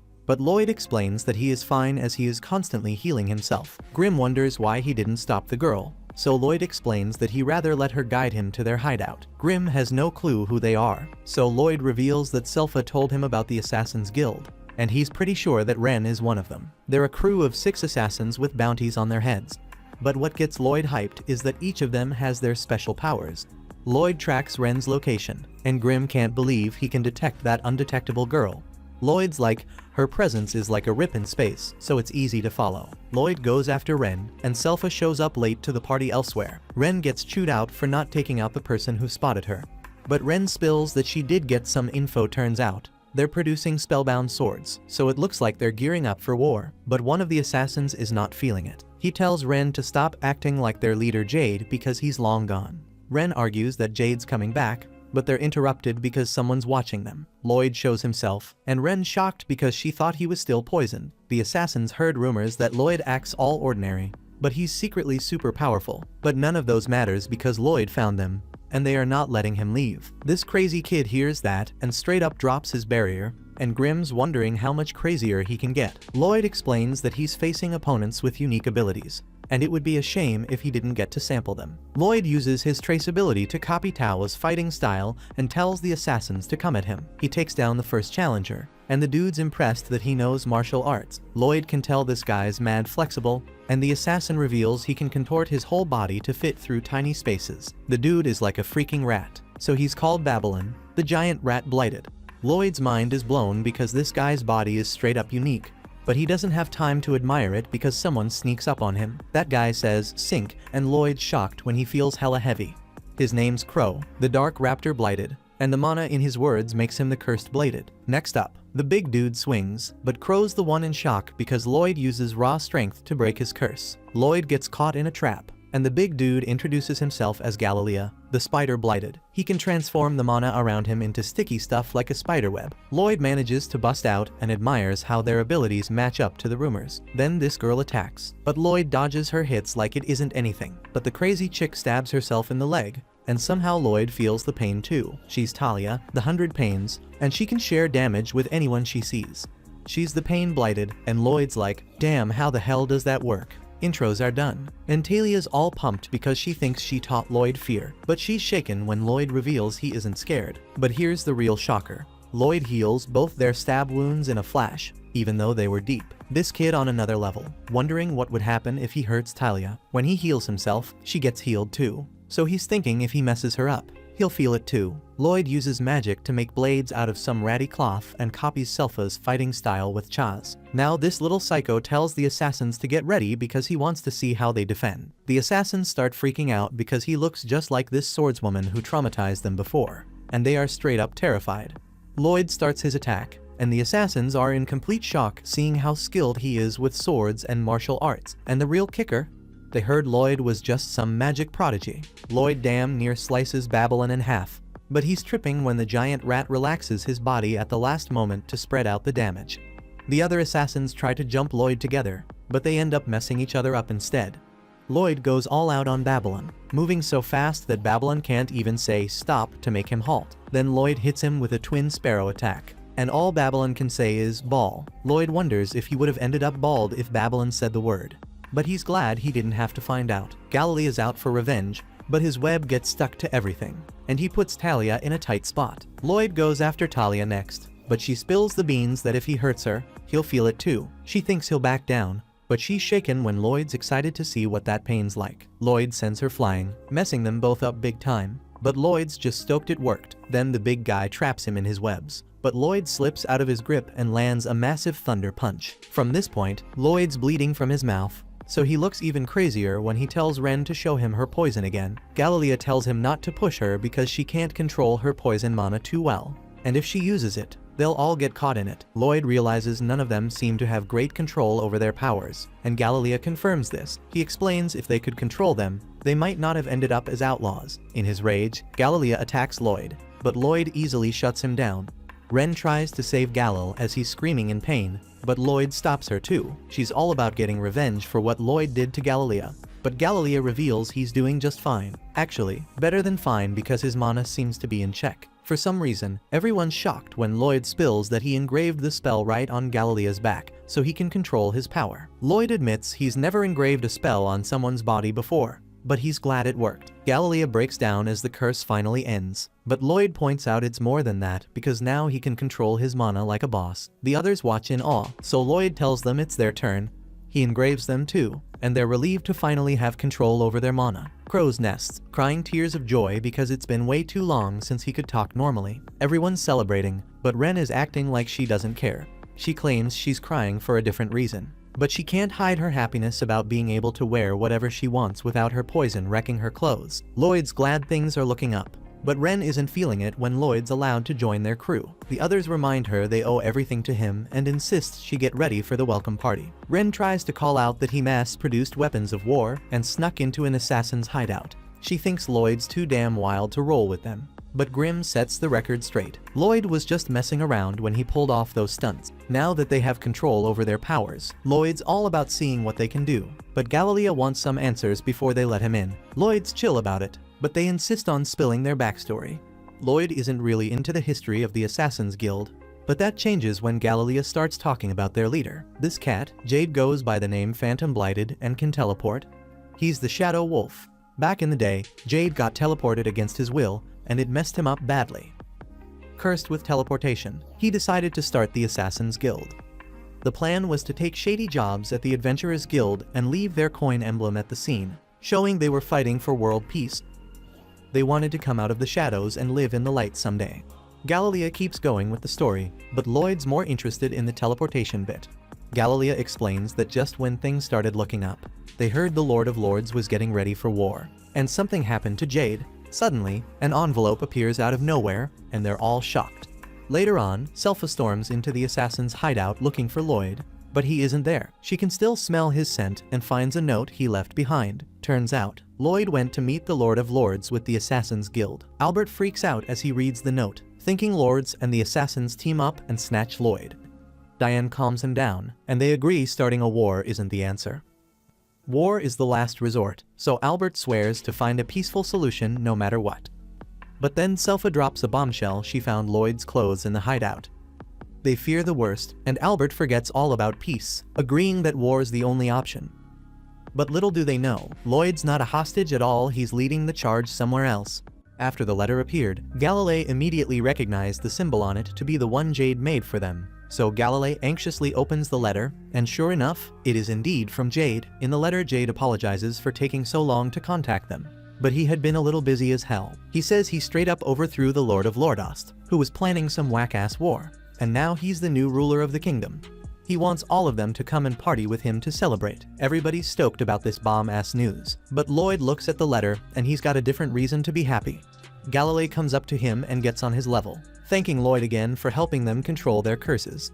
But they got to bounce to Lordos now, so Galilee promises they'll pay him back for being such a G someday. Now Ren's got something else in mind. She wants Lloyd to roll with them to Lordost's kingdom so he can put a spell on Jade to keep his blight in check. Lloyd doesn't have a problem with accompanying them, but he asks if Ren knows where this letter came from in the first place. It just appeared out of nowhere, which means it was accurately teleported here from some other place. Teleportation magic is still a huge mystery in this world. Isn't no one just randomly figuring out how to use it? So there's only one legitimate explanation. Jade must have control over his powers after all. It wouldn't make sense for him to straight up lie about that. But here's the deal, they can't be sure if what was said in the letter is true. It might be a trap if they roll to Lordost now. But Ren's still holding on to the belief that Jade would never backstab them. She's all like maybe he learned to control his powers on his own. If that's the case, Lloyd doesn't have to tag along for the reunion. He's going to roll anyway because he's hyped as hell about teleportation magic. Ren wants to trust Jade, but she can't help but worry about what might go down if shit messed up over there. So Lloyd tells her to chill the fuck out because if things go south, he's got their backs. He can handle any trouble that pops up. Galilei is once again singing Lloyd's praises for being so damn cool to them. And after that last statement, Ren's officially head over heels for him. Now, back to the present, Lloyd's got to make a quick stop with his flight spell because none of them can handle that high-speed shit. He's bitching about wasting time because they only flew for 10 damn minutes. But let me tell you, they'd straight up die if they had to endure another minute of supersonic speed, and Babylon's all pissed off about it, stuck in a bad mood. Lloyd concedes and says they can just take a break here and walk the rest of the way since they are pretty close already. And since they're taking a break, Ren offers to grab some grub for them while Lloyd helps Babylon sort out his messed up back. Babylon mentions how Ren's trying to impress Lloyd because she grew up in the damn woods. Shit, she accidentally killed her parents with her poison when she was a kid, so she had to survive on her own out in the wild. And the first person to find her was Jade. He brought her back to the hideout and introduced her to everyone, but they were all kind of scared of her poison powers, so Galilei wasn't sure it was a good idea to keep her around. Plus, she was growling at them like she had rabies or some shit. Still, Jade was dead set on having Ren stay with them. But when he hugged her, she released a whole bunch of poison, and he straight up collapsed. Even after that near-death experience, Jade still wanted Ren to be part of their family. He asked everyone to help take care of her, and since he insisted so damn much, Galilei offered to be her teacher, while Crow and Talia whipped up some clothes. That's when Ren got to see what it was like to have a family. Eventually, Jade came up with a spell to put on her clothes, neutralizing her poison mana. Finally, she could live a somewhat normal life around other people. Jade acted like a big brother to her. And damn, when Lloyd hears all this, he's hella curious to meet Jade. That's a big deal because he hasn't shown interest in anyone before. Finally, Ren comes back from her hunting trip and brings whatever the hell this is. She puts in effort, but nobody wants to touch her nasty ass food. So Babylon asks Crow to use his curse speech to make the food taste good. He's about to do it, but then Ren punches him in the gut with her poison because she doesn't want him messing with her food. Talia tries to reason with her and reminds her that Lloyd's a prince, so this shit she made probably isn't his style. But damn, she's dead wrong because Lloyd's scarfing it down without a second thought. It isn't the worst thing he's ever eaten, considering his messed up past life and all the nasty shit he had to stomach. The others get the courage to try it after seeing Lloyd dig in, and the food might look nasty, but it isn't half bad once you get used to it. Ren did a damn good job considering she never had a chance to practice cooking with her poison powers. So everyone ends up digging Ren's food, and she hopes she can share it with Jade someday. Now we flash back to a time when Jade comes back to the crew with some news. The guild's thinking about reconsidering the bounties on their heads, so the whole squad starts celebrating. They might just be able to rejoin society now that they aren't outlaws anymore. Jade tells them not to get their hopes up because the guild's still just thinking about it. But it's a step towards a future where they're accepted for who they are. And that's enough reason to party. Jade's grateful to have such dope-ass friends, but he's feeling guilty about something, so he gathers everyone's attention to confess. Turns out, he isn't just some random dude. He's the third prince of Lordost. He's nobility, and he admits he approached them to use them for his own goals. Lordost is ruled by his evil-ass family, who's always thirsty for war. Jade was desperate to find a way to stop them from kicking off a pointless war, so he formed this crew. He expects them to be pissed at him for manipulating them, but they don't give a damn about his initial motives. They pretty much figured he had some royal blood with the way he carried himself, but Ren had no clue, so she's losing it trying to process all this info. While Ren's still catching up, the rest of the crew tells Jade that they all have their own messed up stories that brought them here. They aren't pleasant backstories they usually talk about, but at the end of the day, regardless of his motives, he's family to them. He could have kept his mouth shut and they wouldn't have questioned him. But now that he spilled the beans, they're down to help him take out the Lordost family if he wants. But nah, he isn't into that because it'd be messed up if the guild found out they assassinated folks based on personal grudges. The whole bounty reconsideration would be cancelled, and they might even raise the bounty if they get involved. So he wants to handle the Lordost family on his own. Jade always saw the Assassin's Guild as his real family, and he'd love nothing more than to stay with them forever, but he can't just stand by when Lordost's about to start a war. Since he'll be bouncing soon, he wants them all to make a promise with him to keep the Assassin's Guild going, even if he doesn't make it back alive from Lordost. And if he doesn't make it back, that means he's successfully taken over Lordost and become the new ruler. So he vows to make that place a spot where the messed up can live free. After hearing the story, even Grimm is convinced that Jade must be one hell of an awesome person. Once they finish grubbing, they continue their short-ass walk to Lordost. But Lloyd was straight up knocked out along the way, so Galilei got to carry him. As they keep walking, Ren steps up in front of the crew and shares her concerns. She doesn't think Jade would betray them, but there's a chance the Lordost family got him twisted and made him do some shady shit. So she thinks they should let Lloyd rest here while they go scope out the area and make sure it's safe. Galilei agrees and slaps Lloyd awake before turning to Grimm and asking him to watch over Lloyd while they're gone. But Grimm doesn't think it's such a bright idea because Lloyd's practically invincible, even when he's knocked out. But if they go into Lordost alone and shit hits the fan, Lloyd's going to be pissed at him for letting them get in trouble. So he's rolling with them. They arrive at the castle, and there's a damn party going on, just like Jade mentioned in his letter. Grimm doesn't sense any hostility from the folks here, so he figures it's safe to go get Lloyd and bring him back. Now that Galilei thinks about it, he remembers Jade being interested in Lloyd for some reason. But before he can spill the beans, they get spotted by a castle staff member. The dude recognizes them as the Assassin's Guild, but instead of freaking out, he takes them down to the banquet and announces the arrival of the guests of honor. Seems like there was nothing to worry about after all. Grimm's about to fly back to get Lloyd, but Ren's getting all jittery because she's about to meet Jade again, so she asks Grimm to stick around with her a bit longer. Finally, Jade shows up in the banquet hall, and they're all stoked to see him, but damn, he's got a whole new look that throws them off. Jade decides to change back into his regular clothes because he's with friends, so he snaps his fingers and teleports them into his body. The others are straight up shocked that he's fully mastered his powers. When they ask how the hell he did it, he just says he practiced like crazy until he got it down. Ren steps up to finally talk to him again, but she's so overcome with emotions that she can't find the words to express herself. Unfortunately, Jade's done playing nice, and he switches up the whole damn mood in the room as all the guests turn evil. Jade somehow pulls off some cursed speech trickery and slams them all to the damn ground. He straight up announces to the crowd that they can take their pick from the blighted peeps he lured in. Dude don't even give a damn about remembering their names. But before shit hits the fan, Grimm unleashes his powers and attacks Jade, buying enough time for the others to dip. Grimm seems to know what the deal is with Jade, but before he can spill the tea, Jade teleports behind him and kicks Grimm across the whole map. Grimm luckily crash lands right next to Lloyd, and once he wakes up, he starts spilling the beans about some messed up stuff that went down with the Assassin's Guild members. Back at the castle, Ren confronts Jade, still holding on to a tiny bit of hope that there's some legitimate explanation for this madness. But her hopes get crushed when Jade reveals that everyone there is possessed by demons he brought from the netherworld. And get this, he isn't even really Jade. Nah, he's a damn demon named Gisarm, wreaking havoc in Jade's body just so he can have his teleportation powers. He straight up says the real Jade is dead because he took over his body. This sick bastard took pleasure in messing with Jade's mind for months, and the only thing keeping Jade going was his love for his crew. Demons dig blighted peeps' bodies as hosts, so Jade knew Gisarm was coming after his friends if he took over his body. So instead of letting that happen, Jade chose to end his own life with his own hands. If he succeeded, both he and Gisarm would be 6 feet under. But nah, Gisarm couldn't even let the man die in peace.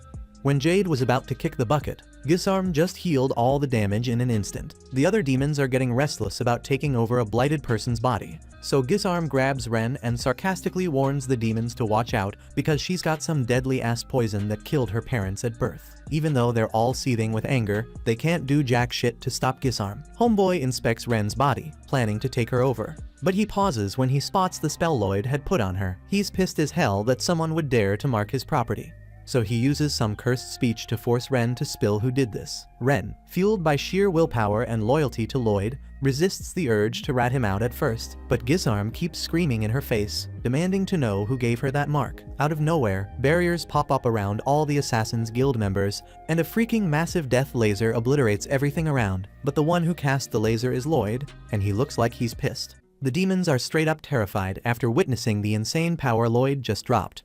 But before Lloyd goes into full-on rampage, he heads over to check on the Assassin's Guild crew. He patches up Ren's injury and tells them Grim already filled him in on what went down, so he wants them to bounce ASAP. Since the demons are targeting the guild, it makes zero sense for them to stick around and get themselves killed. That's why Lloyd orders them to scram so he can handle the rest on his own. Ren protests, but Galilei shuts her down and grabs her, so they can make a run for it. He knows Ren feels she should stick around to help, but they'd just be in the way, plus they're no match for Gizarm. It's best if Lloyd takes care of things. At the same time, the demons are still lost in it, convinced Gizarm was wiped out by Lloyd's blast. But then Gizarm teleports back up to the surface and, furious, orders the other demons to chase the Assassin's Guild immediately. They're crazy good at hiding, so if they get away, Gizarm might never track them down again. Not letting them escape, Lloyd fires off several more death lasers, blasting every demon in the castle grounds except for Gizarm, who manages to teleport out of harm's way. A couple of demons try to ambush Lloyd while he's distracted, and Gizarm seizes the chance to unleash his cursed speech, telling Lloyd to kick it. Lloyd sees it coming and has already set up a barrier to block the attack, but to his shock the spell slides right through his shield. With his brain on Quicksilver timing, Lloyd still has plenty of time to react. While dodging might seem smart, he's also curious to see what happens if he lets it hit him. But before he does something reckless, Grim forces him to dodge the cursed word, and it collides with one of the demons, killing it on the spot. Lloyd then uses his analysis magic to review the aftermath, and it turns out the death spell wiped out even the demon inhabiting the body, its death ultimately caused by cardiac arrest. Grim's telling Lloyd to bail on fighting Gizarm cause it's way too damn dangerous. Gizarm's magic doesn't even need a spell, it just taps his mana and creates an effect on its own. Kind of like Crow's cursed speech, but way more refined. When using a normal spell, a barrier can block its effects. But when an attack comes straight from raw mana, the barrier acts more like a net. Solid blows are blocked, but mana just slips right through.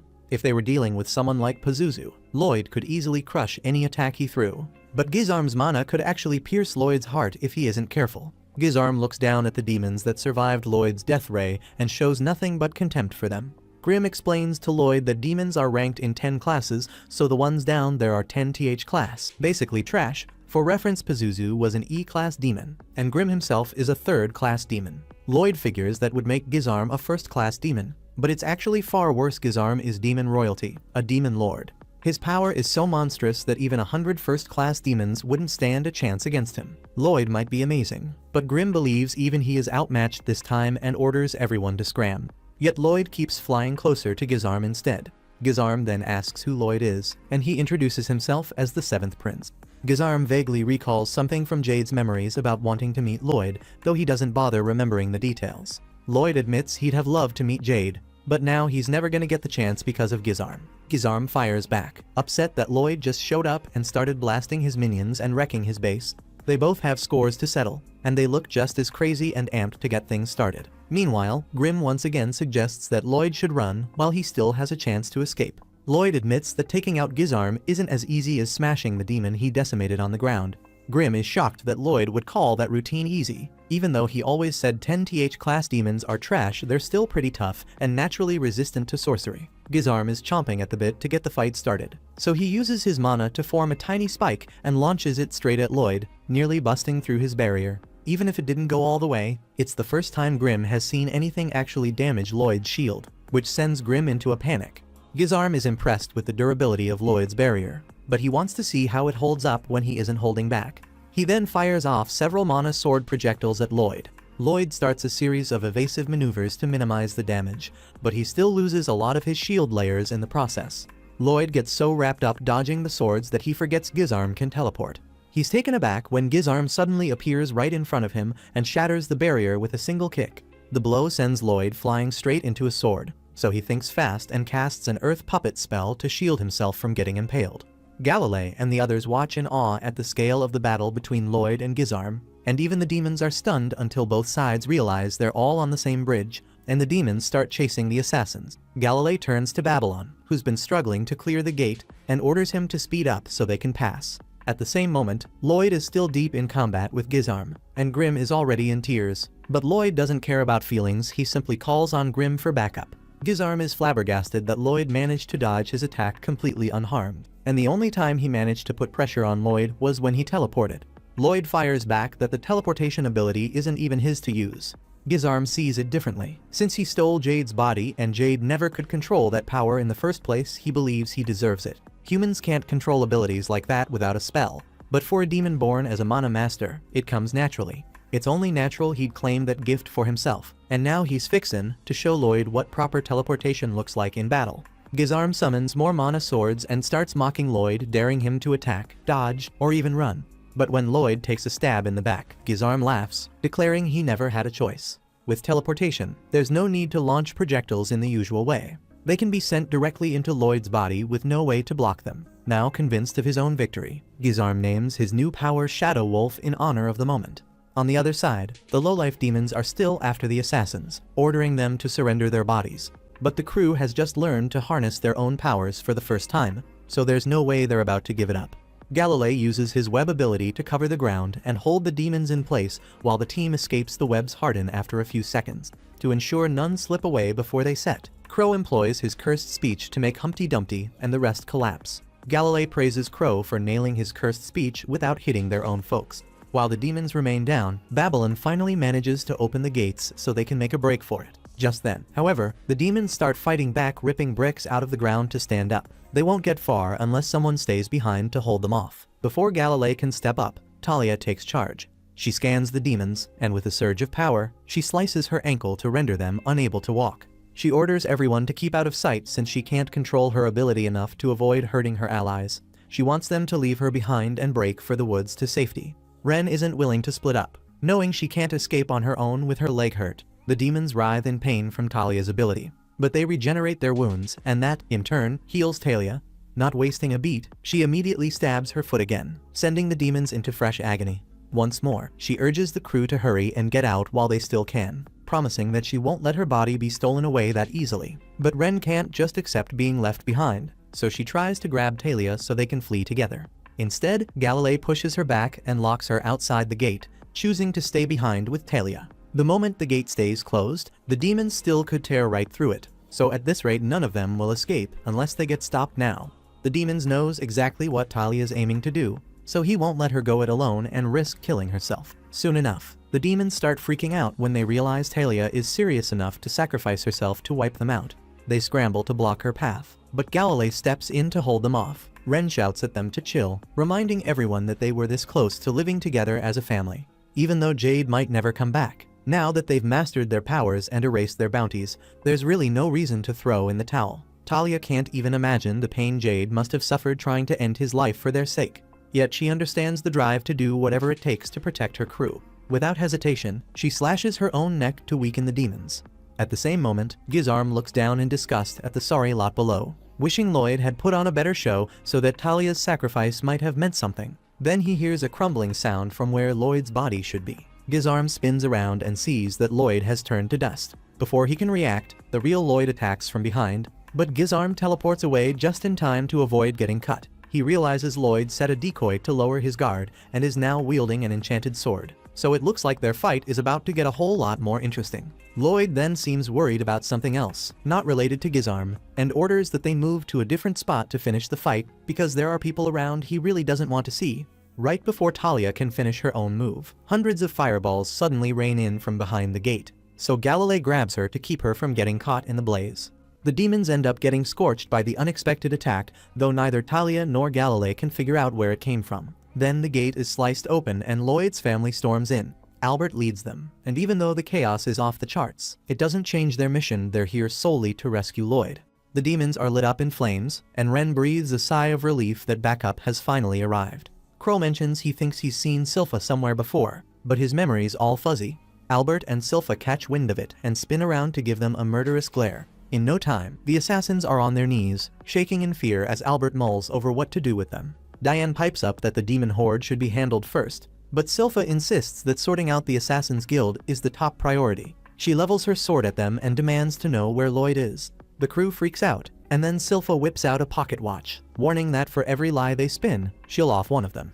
Galilei starts shaking and stuttering as he confesses that Lloyd's currently locked in battle at the castle. Albert then asks who exactly Lloyd is fighting and why. Ren blurts out that he's taking on the demon boss for their sake, but Babylon cuts her off, reminding everyone of what the sleepy Lloyd had made them promise earlier when they were eating, that they'd keep his strength and grim under wraps from the palace folk. When Galilei asked why he wanted to keep it secret, Lloyd said he didn't want any extra attention to distract him from his magic studies. Now Ren wonders what she should say, and Silpha announces that their 1 minute of silence is almost up. In a panic, Ren blurts that Lloyd is battling a total loser right now. The others try to back her up, but they end up sounding like a bunch of clowns, and Silpha doesn't trust a word they say. She prepares to finish Ren off, but Albert steps in.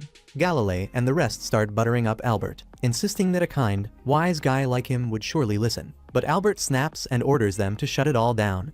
He pulls out Lloyd's underwear they'd found in the assassin's HQ and demands to know why Lloyd would fight for people who dared strip him naked. Galilei stammers that the garments were just soaked in his fluids and left to dry, not realizing how incriminating that sounds. Albert and Silpha are in full murder mode, but Ren stands up, admitting that outcasts like them aren't easily trusted, and she's ready to take any punishment they dish out. At that moment, she insists they trust her just this once, explaining that the demons stole Jade, her dearest, and that Lloyd is fighting them because of that loss. Everyone falls silent, mulling over her words. Suddenly, a demon-possessed human lunges at her, but out of nowhere, Princess Alice rides in on her majestic fox, Luru. The fox bites and devours the attacker, and Alice declares they can trust her because if Ren had any ill will, Luru would have gobbled her up first. Albert decides to take his sister's word and declares that the demons are now their top priority. He orders Silpha to track down and retrieve Lloyd, and she sets off without delay. Ren clings tightly to Silpha, protesting that Lloyd is fighting some total weakling and doesn't need backup. But Silpha warns her to let go or she'll strike, and Ren holds on despite her fear. Soon, Ren spots a teleportation circle hovering in the air, and before anyone can react, dark energy spears rain down, ripping the bridge apart. Diane peers over and sees the demons scrambling to cross the river and flank them. Albert panics, realizing that if the fiends get behind, they'll be trapped, and orders his soldiers to retreat. Silpha is distraught, having been so close to reaching Lloyd. It turns out Gizarm attacked the bridge on Lloyd's orders to let the fight run free. As Gizarm watches the forces fall back, he tells Lloyd to resume the battle. Gizarm snaps his fingers and teleports a barrage of spears straight at Lloyd's spot, aiming to stab him, but Lloyd evades the assault with impressive speed. Gizarm sends more dark spears in hot pursuit, yet Lloyd stays locked on his sword. Glancing down, he sees Albert and his crew keeping the fleeing demons in check with their magic swords, which convinces him that he can now fight without holding back. The demons on the ground are set ablaze by the knight's fire attack. Though they scream in pain and feel the burn, their bodies regenerate every bit of damage, leaving the battlefield in a chaotic, relentless struggle. Even though the demons are built tough against magic, Albert isn't sure if he should off them since they're still in human bodies. Out of the blue, Diane whips out his special magic sword and chucks a giant fireball at the fiends, blasting them away in a massive explosion. But that doesn't work at all, and even the knights wielding their magic swords are running low on stamina. This has Albert stressed out, wondering what to do next. He figures they gotta switch tactics to let Luru and Silpha get in close and take on the demons. When he turns to check if they're ready, he finds that Silpha is missing. Silpha had scaled up on Shiro, and is now leading him to the broken end of the bridge, urging him to rush toward Lloyd.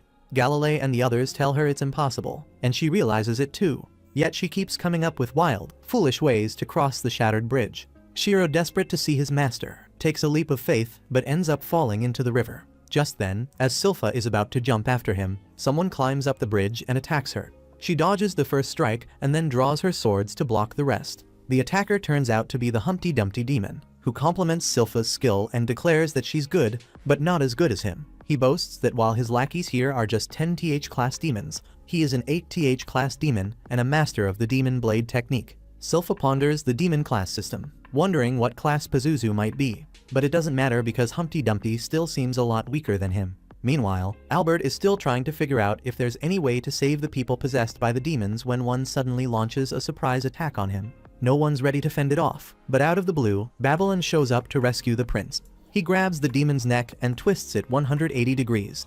Albert thanks him and remarks that Babylon didn't even hesitate to deal such fatal damage. Babylon tells him he's a stand-up guy, just like their old leader Jade. He adds that even though they're assassins, they don't take life and death lightly, and he went all out earlier because the demon-possessed were already finished.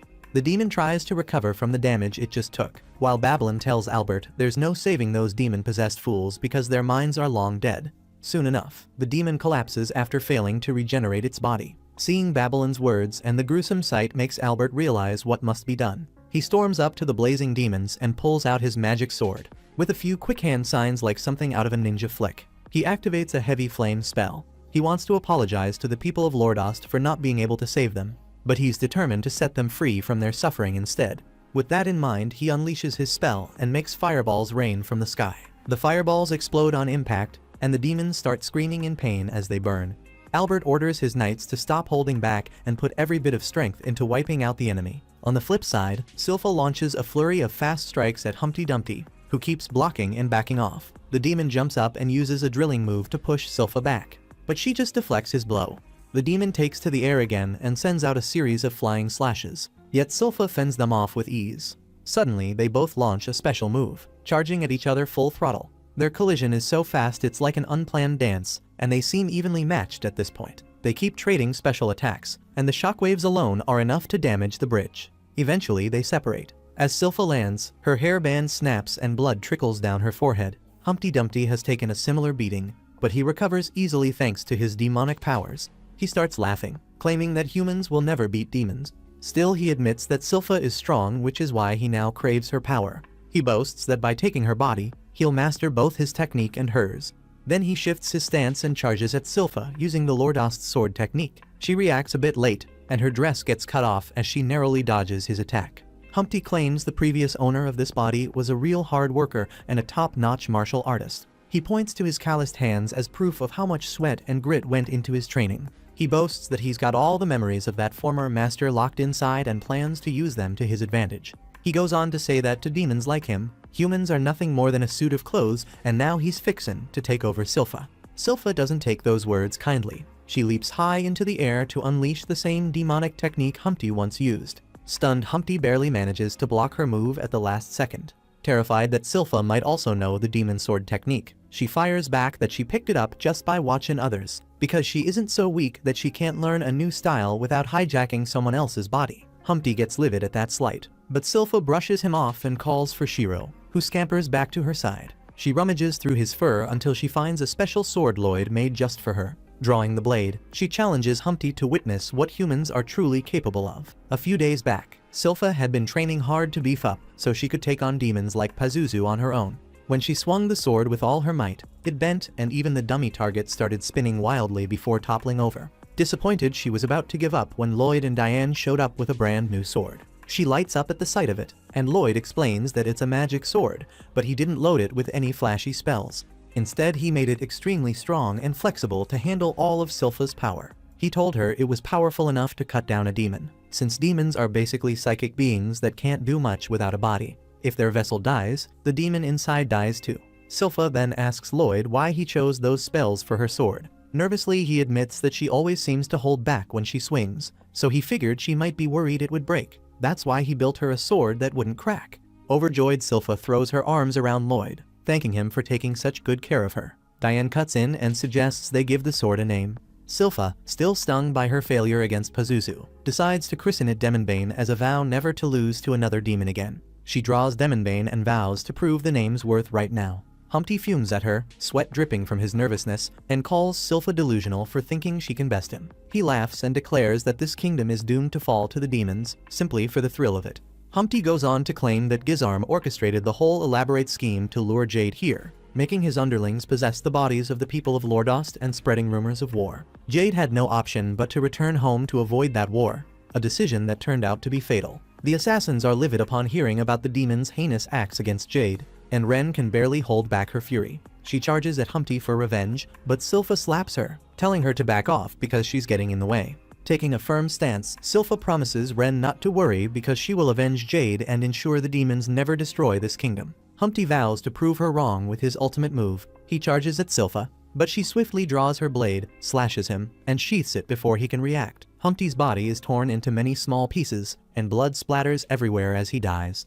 Silpha then wraps her sword in a delicate lace and glances back at her fallen foe, looking utterly cold and menacing. Silpha strides over to Humpty and gracefully drops to her knees in front of his remains. She says that before a demon took over his body, he must have been a revered warrior and swordsman, and she would have loved nothing more than to spar with him. The assassins are paying their respects too, and Silpha notices Ren crying hard. She asks if Ren ever knew the man, and Ren replies she did not, but she feels deep sorrow for him. Rising, Silpha dusts off her clothes and tells Ren and the others that perhaps they aren't really cut out to be assassins. By now, Galilei and Crow have figured out that Silpha is the legendary adventurer they once battled. All of a sudden, an explosion rocks the area behind them. and in the next instant thick scorching steam fills the scene. Silpho looks bewildered as the assassins barely see that the entire river seems to have evaporated. Then Ren realizes that Lloyd must be involved in this mess, and she can only worry about him. A few minutes earlier, while Lloyd was soaring through the air, Gizarm had launched discs crafted from his dark energy spears at him. Lloyd dodged them as he flew near the river, but knew he needed a new strategy to face them. The spear discs kept chasing him, shattering the decoy barriers he left behind. In between, they randomly fired additional spears in his direction, forcing Lloyd to constantly improvise new diversions. The spears sliced through ordinary barriers with ease, but Lloyd was protected by a heavy-duty shield, so they couldn't reach him. Right when he thinks he's safe, a magical ribbon coiled around one of the spears starts unraveling and seeping through his barrier. Lloyd realizes that this is Gizarm's cursed speech at work. He managed to reshape it for better control. With no other option, Lloyd is forced to break his heavy-duty barrier to escape the relentless cursed attack. Even though cursed speech means instant death, Lloyd figures it travels slow compared to the spears. But with Gizarm mixing them up so skillfully, dodging the constant attacks is proving to be a real pain. While Lloyd is mulling it over, several teleportation circles pop up around him, forcing him to bounce quickly as dark spears appear instantly, a move Gizarm calls Shadow Wolf. Lloyd jets away from the scene, troubled by the fact that Shadow Wolf is the toughest thing he's facing right now, making him stay on the move at breakneck speed. He knows if he slows down even a couple of seconds, Gizarm will pin him down and land a crushing hit. On top of that, Gizarm has infinite mana since he's a demon and can keep launching non-stop attacks until his enemy is exhausted. Lloyd is pissed and decides to turn the tables. He uses his double casting technique to fire off a powerful spell in under 2 seconds, summoning a giant flame golem that charges at Gizarm with a massive punch. Lloyd can only watch equal parts angry and amused. Gizarm figures the golem won't kill him and, not wanting his gear to burn, teleports out of harm's way. The golem slams into the river below, evaporating all the water and blanketing the entire castle in thick steam. Now Lloyd wonders if that was the best move since he can't see a damn thing. He taps into his Kai techniques to pinpoint Gizarm's location and finds him not far off but completely still. Lloyd is busy weighing his next move when a panicky Grim urges him to move fast or Gizarm will nail him with Shadow Wolf. Lloyd agrees and jets off, trying to figure out a way to stop his enemy from using Shadow Wolf. Then a thought hits him. He wonders why Gizarm didn't attack him earlier while he was standing still in the steam, and that makes him wonder exactly how Gizarm is tracking him. Lloyd recalls that Gizarm once sent a letter to the Assassin's HQ, warning his underlings that if they hid, he wouldn't be able to track them down. Lloyd figures Gizarm needs a clear view of his teleport spot, so he starts sprinting away, using the thick steam as cover, and orders Grim to stay silent as they follow the demon. Gizarm, stumbling in total darkness, admits that evaporating the river was a clever move by Lloyd, but he's forced to wait for the steam to clear. Then Lloyd, already sneaking up from behind, charges full speed. Before Gizarm can react, Lloyd unveils his secret plan, summoning a horde of clones with earth magic. With a swarm of identical figures surrounding him, Gizarm can't tell which one is real, so he deliberately lets one hit him. All the clones converge and attack, but Gizarm quickly discerns the one that struck with a genuine blade, guessing it's the true Lloyd.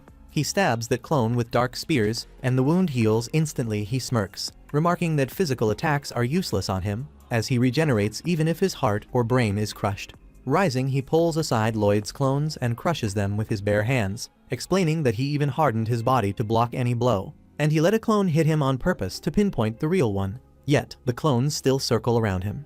Then, Gizarm suddenly notices that the body he attacked earlier was also a decoy, leaving him baffled that Lloyd passed the real sword to one of his clones. Perplexed, he scans for the true Lloyd, suspecting the real one might be flying overhead. Out of his blind spot, a fierce flame attack comes crashing in. The genuine Lloyd had been hiding among the clones. After landing a hit, he swiftly shuffles the decoys to mask his position, leaving Gizarm reeling from the unexpected strike. He summons a fresh batch of clones from the earth, and these decoys even talk to confuse their enemy further. Gizarm quickly regenerates from the fire damage and snaps his fingers to teleport a brand new set of clothes onto himself. He can teleport objects if he knows their precise location, even without seeing them. But now that he can't tell which Lloyd is real, his signature move Shadow Wolf is rendered useless. So he opts to go all out and obliterate every clone at once. He creates hundreds of dark spears above him and fires them in all directions, pulverizing the clones. One of the spears is caught by a barrier, and Gizarm immediately realizes that it belongs to the real Lloyd. He teleports behind that target and crushes its head, only to find it was a decoy too. Intrigued, Gizarm continues his relentless onslaught, dismantling most of the clones while plotting how to flush out the genuine Lloyd. Then he bursts into laughter, declaring that fighting this human kid is far more entertaining than battling an entire army of demons. The clones persist in attacking while he keeps neutralizing them. All the while the real Lloyd moves toward him unseen under an invisibility spell. A dark spear whizzes dangerously close and grazes Lloyd's cheek, but Lloyd keeps pressing forward. Grim panics because Lloyd has not set up a proper barrier and is charging directly toward Gizarm amid the chaos. Lloyd recalls that he named his magic sword Spell Taker, a blade capable of absorbing any spell to boost his mana or analyze its structure. He had hoped it would help him study magic more efficiently, and it's proving to be more valuable than he ever imagined. Lloyd slashes through the teleportation circle that was still concealing him from Gizarm, and as the sword deciphers the spell, he suddenly finds himself in a space surrounded by nothing but intricate magical symbols. He hollers out to Jade to check if he's still around. He tells him that Ren and the others are there and that he wants to be his friend. Suddenly, the darkness surrounding Lloyd parts, revealing a bright space ahead that compresses the dark magic symbols into tiny pockets. Captivated by the sight, Lloyd finally figures out the secret of teleportation magic and what he must do next. In an instant, all his clones turn to stone, and he drops the invisibility spell he had been under. Gizarm is stunned to see that Lloyd was hiding invisibly, and the cut on his face shows he wasn't even using a proper barrier. He grins and tells the kid he must be tired of playing with dolls. Lloyd calmly responds that he finally understands, and Gizarm remarks that it is better late than never, convinced that Lloyd now knows he can never win against him. Gizarm then states that Lloyd is fighting for a bunch of fools. He insists that Lloyd isn't like ordinary humans but more like him, and invites him to join his side with a promise of fun while taking over the world. Lloyd simply sighs and calls Gizarm as dumb as a beast who's satisfied with the raw strength he was born with and never bothers to understand its source. Lloyd explains that although humans are indeed weak, they create wonders with their desires, forming bonds and magic. He smiles, saying that every spell is rooted in desire, and since desires are infinite, magic is endlessly fascinating. Gizarm declares he doesn't care and teleports to attack Lloyd. Lloyd quickly counters by punching him in the gut as soon as he appears beside him. Gizarm can only scream in agony as his bones are crushed, and he collapses to the ground, gagging and foaming. Lloyd mocks him by saying he didn't even use mana for that blow, it was simply a Kai-infused punch. Gizarm fails to grasp his words, and Lloyd explains that magic learns from every field of knowledge and evolves even further. He settles down in front of Gizarm and calmly asks what his next move will be. He mocks the demon, goading him to hurry up and use his dark spears or cursed speech, insisting they're nothing special. Gizarm flies into a rage and stands up, laughing at Lloyd's nerve to talk to a demon like that. Lloyd then asks if Gizarm remembers the last words Jade spoke before dying. Gizarm recalls that desperate, withered Jade had promised he'd lose just before he died. That memory infuriates Gizarm, and he curses both Jade and Lloyd as he teleports in to attack. Lloyd immediately kicks him as soon as Gizarm appears, sending him screaming and rolling on the ground. Lloyd takes off after him and unleashes a barrage of fierce, Kai-infused kicks that drag Gizarm across the earth. Gizarm tries to teleport away, but Lloyd is right there and lands a brutal kick to his mouth. Gizarm tries to steady himself and rethink his strategy, but Lloyd gives him no room to breathe. He spins Gizarm around by the leg and slams him to the ground before pounding him relentlessly. Gizarm teleports away again, but Lloyd seems to know exactly where he'll reappear and kicks him in the face as soon as he pops back up. Gizarm crashes into a nearby boulder, shattering it, and Lloyd then uses double casting to launch a mighty attack that propels Gizarm through the castle wall and into a gaping hole created earlier. Gizarm continues screaming in pain until another vicious kick from Lloyd sends him plummeting toward the magma below. Knowing that a fall into magma would be fatal even for him, Gizarm attempts to teleport away, but Lloyd appears at every spot he tries to vanish to, repeatedly knocking him upward. Frustrated, Lloyd asks the battered demon if he has any other tricks left. If not, then Gizarm will have to face his end. Finally, Gizarm snaps and warns Lloyd not to underestimate a demon lord. He reveals his ultimate technique. As a demon lord, he can manipulate the ambient mana at will, gathering it into a massive black sphere. He tells Lloyd that no matter what, his greatest attack is one Lloyd simply cannot defend against. Gizarm hurls the dark sphere at Lloyd, but Lloyd doesn't seem too bothered. Instead, he casually lifts his hand and makes it vanish. Gizarm is in shock over what just happened to his signature move, so he demands an explanation from Lloyd, but there's really nothing to explain. Lloyd simply nullified it using the same technique. Gizarm can't wrap his head around the idea that a human like Lloyd could pull off such a mighty spell, yet Lloyd proves him wrong right then and there. A few years back, he picked up this spell while devouring every magic book he could get his hands on. After a night of causing mountains to explode with it, Lloyd got curious about what might happen if he cast 2 copies of the spell simultaneously. To satisfy that curiosity, he set up a massive collision of spells. Gizarm still finds it hard to believe that Lloyd could manage something like that, especially since using the spell even once guzzles a ridiculous amount of mana. But when Lloyd made the spells collide, they just fizzled out into nothing. If he had to describe his reaction, he'd say he was as let down as he is now by Gizarm's lack of any new tricks. Gizarm launches into a tirade, insisting that a mere mortal shouldn't talk back to him with such disrespect. Meanwhile, Lloyd isn't even listening, he's busy sneezing. Gizarm finds that even more infuriating, so he teleports right behind Lloyd and grabs his head. However, he instantly regrets it as he gets a first-hand taste of the raw power Lloyd wields. Frozen in terror, Gizarm watches as Lloyd reveals he has one more thing to test. He wonders aloud if the Void spell can kill a demon like him. Without hesitation, Lloyd summons a cluster of Void spells that close in on Gizarm. Gizarm tries to teleport away, but since Lloyd has nailed the teleportation tracking, he still manages to land a hit.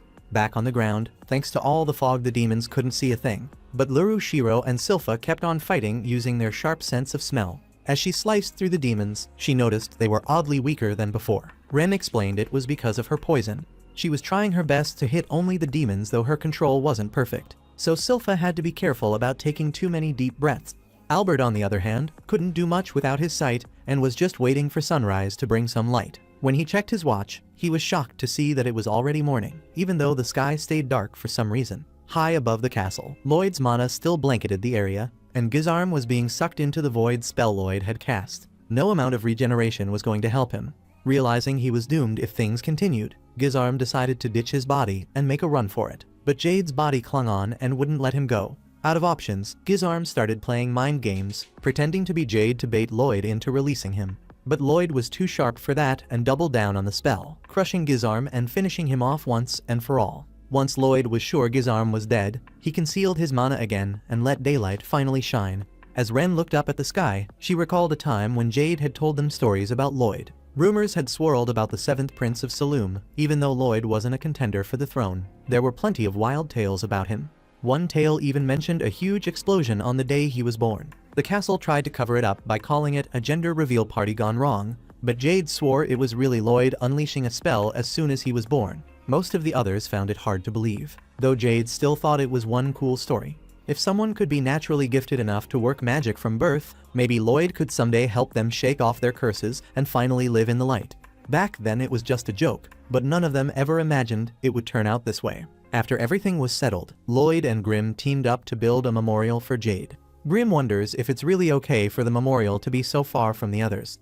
Lloyd says it fits since there's nobody left to bury, and it's more about remembering him. Grimm then changes the subject, saying he's really impressed that Lloyd managed to hit Gizarm with the Void spell, even though it moves pretty slowly. Lloyd explains it was all about analyzing the teleportation to know exactly when it was going to trigger. Once he figured that out, he simply linked it to his reflexes so he could dodge any attack and chase Gizarm whenever he tried to escape. That doesn't mean the fight was easy for him.